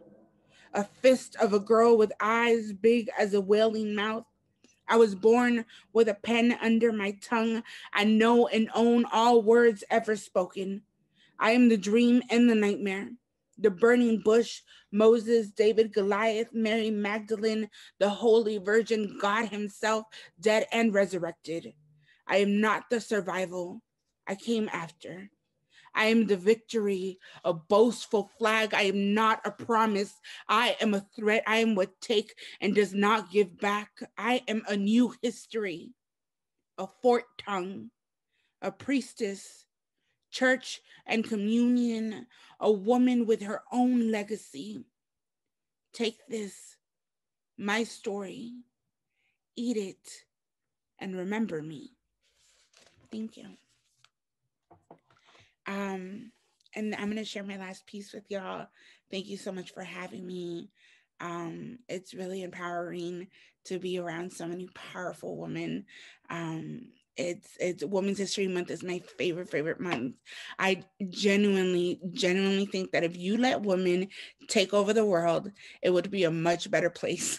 I really think that statistically has been proven that whenever a community gives more money to women, whenever women receive more money within a community, is redistributed amongst the community. It is also statistically proven that some of the most successful companies in the world have women in significant positions of power.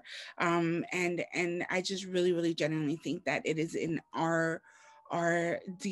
it's just in our genetic makeup, in the way that we are to just show up and kick ass. And especially Latinas, we're centered to take care of our people, like our tribe, the tribe mentality, right? I mean, I don't like using the word because it's a little bit of appropriative, but we come from the mentality of we take care of our gente, we take care of our family, and our families are always huge, and it's not always blood relatives, it's also like people that we've adopted in the cariño, right, out of tenderness. And I really think that we are incredibly powerful, and we are incredibly capable of doing anything we set our minds to. And my own story is proof of that. I'm a high school dropout that has been able to build a beautiful life for herself out of her own words. And for me, that was just a dream as a child. I didn't even know how that would ever happen. I didn't even know if that was a possibility that could happen. But with my own determination and all of the passion and skills and just my mom's a badass, and she made it work. And so I've been able to make it work, and all of us always will. So I hope if anything you take away from today is that we are powerful, and we carry the power in us to overcome our own fears and to overcome anything that gets within our way. And so with that, I offer my last poem to you, and it's a love poem. It's a love poem to the woman that I am, therefore it is a love poem to the woman that you are.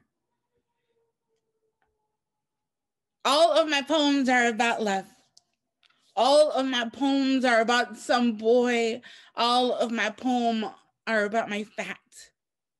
All of my poems are about my parents.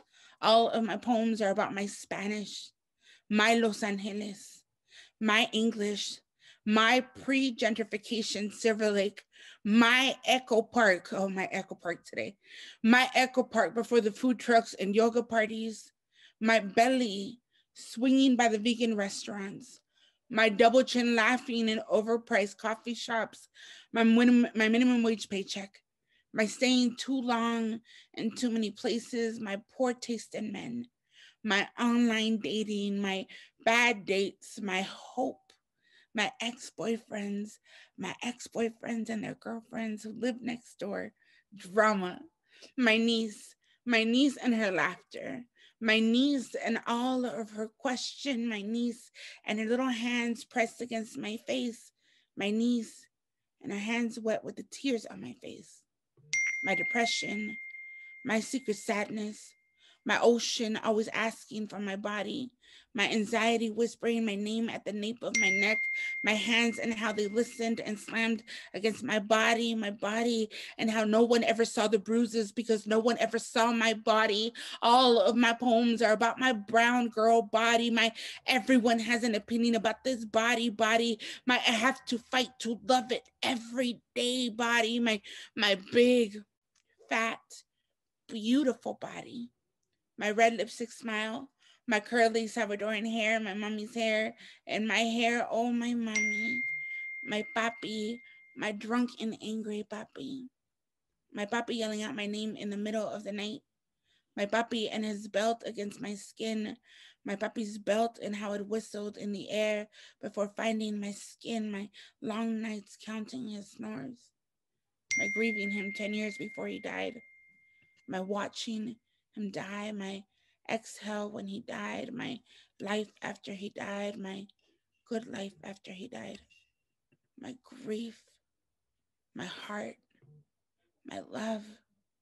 All of my poems are about my parents, my hard-working parents, my Saturday afternoon listening to Juan Gabriel parents, my early Sunday morning mass parents, my sisters and I in our prettiest dresses, oh my sisters, my first friends, my first saviors, my lesson in getting the fuck over it, my singing at the top of their lungs until mommy yells, shut the hell up, this isn't a musical, my no one gets it like you do, sisters.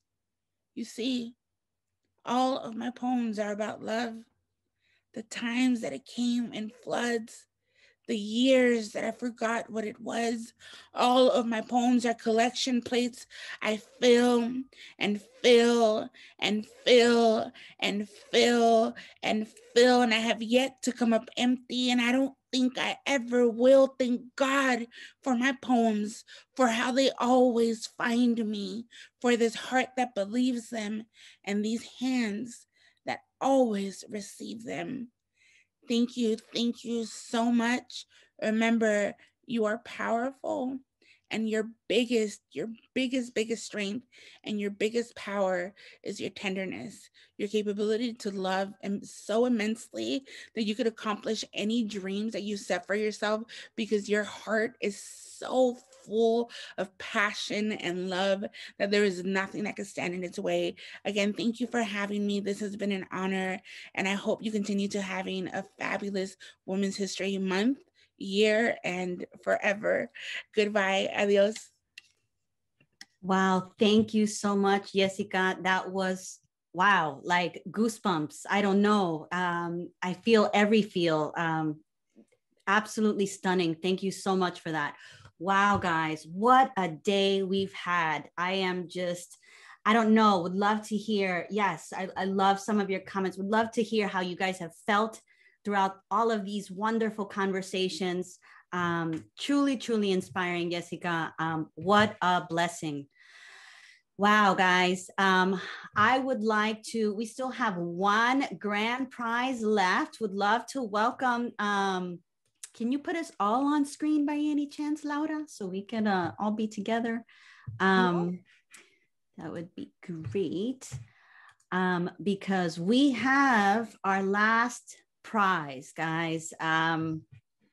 Gosh, I'm still trying to get just all of these emotions that are running through my body. I'm feeling very emotional right now, but definitely want to. I feel inspired. I feel love. I feel, just so you can feel the power through the screen. And I'm just so in awe of how we had women from all over the United States. And I even saw somebody from Canada. And what I'm feeling right now is how much we have in common, right? We have so much in common. And I just want to, thank this host committee, because like I said, we did this with no budget, right? We did it with- And in record timings also. And so I am just so grateful. I feel gratitude. That's what I feel. I feel gratitude. I love it. Me too, Cynthia. I just feel grateful. I feel grateful to you, to Ilhiana, to Laura.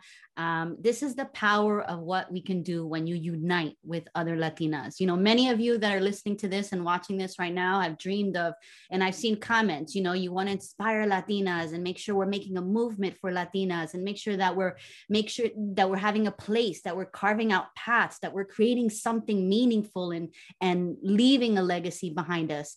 And it happens here in spaces like this. And I feel blessed to be around you ladies that have come together to help put this event. It cannot be done in one, guys. It's not just us alone. It's you plus someone else. Who are your pluses?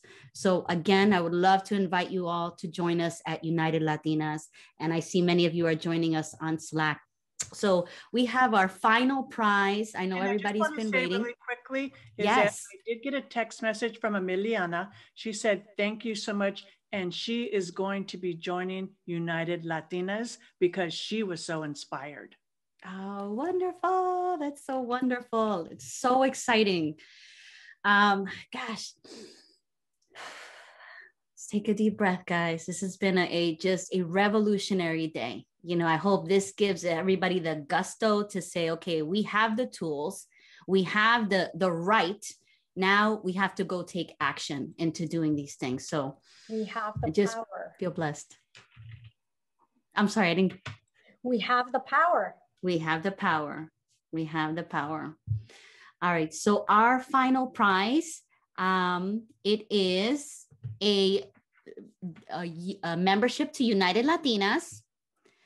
It is also includes a DISC personality and behavioral style assessment, a 60-minute debrief coaching session, and a book, Yo También, Stories of Healing and Hope, signed by all 10 authors. So this is our grand prize, last prize of the day, and it's going to, hope you guys can hear that, Paulette Piñero. Paulette, if you are here, let us know in the chat. You will be receiving a email from us, and which will probably ask you for your address and all that good stuff. Yes, but thank you so much, everyone. If anybody else want to say some closing words? I just want to let everybody know. Go ahead. Just want to let everybody know that if you registered for the Eventbrite, signed up for the giveaway, or fill out our feedback form, which will be going out right after this, with your email, you will receive the recording from today's event, any information that was included in the chat by the speakers, and an update for whatever's coming next. I just want to say thank you, Sandra, for bringing us together. It felt like a whirlwind, and I can't believe we pulled it through as always. So thank you for joining us. Thank you, Laura, for all the help behind the scenes and helping us figure a lot of things out. You're an awesome. And thank you, Cynthia, always for keeping us, focused and bringing that incredible energy that you have. I'm so honored to be a part of this team and to be here today with all of you. Thank you. And I just want to say, I want more. I mean, I don't want this to be the one and done. I think that, we need to continue doing this. And I would love us to do a summit for Latinas and Latinos under 30. Let's help the young people, because, when we help each other, we all rise. And I don't want this to be the last one. I think, connecting with so many different Latinas throughout the United States it's just like, I'm overwhelmed, I'm grateful, and I want more. I love it. I want more too. So you guys heard it here already, early discussions. If you would like to be a part of helping us launch those efforts, join us in Slack, message us, because that is where we run our events. That's where we do all of our planning. That's where we organize all of these things. That's where we send documents back and forth to each other inside our Slack group. So if you join that Slack, if you want to send us a DM, let me know you want to be part of helping to grow this thing even bigger. You're more than welcome to. It's about getting everyone that wants to be involved and be part of that action step. So thank you so much, everybody. It's time to say goodbye. All right. What a blessing it has been. For now. For now. Take care, guys. Un beso. I hope you enjoyed this day.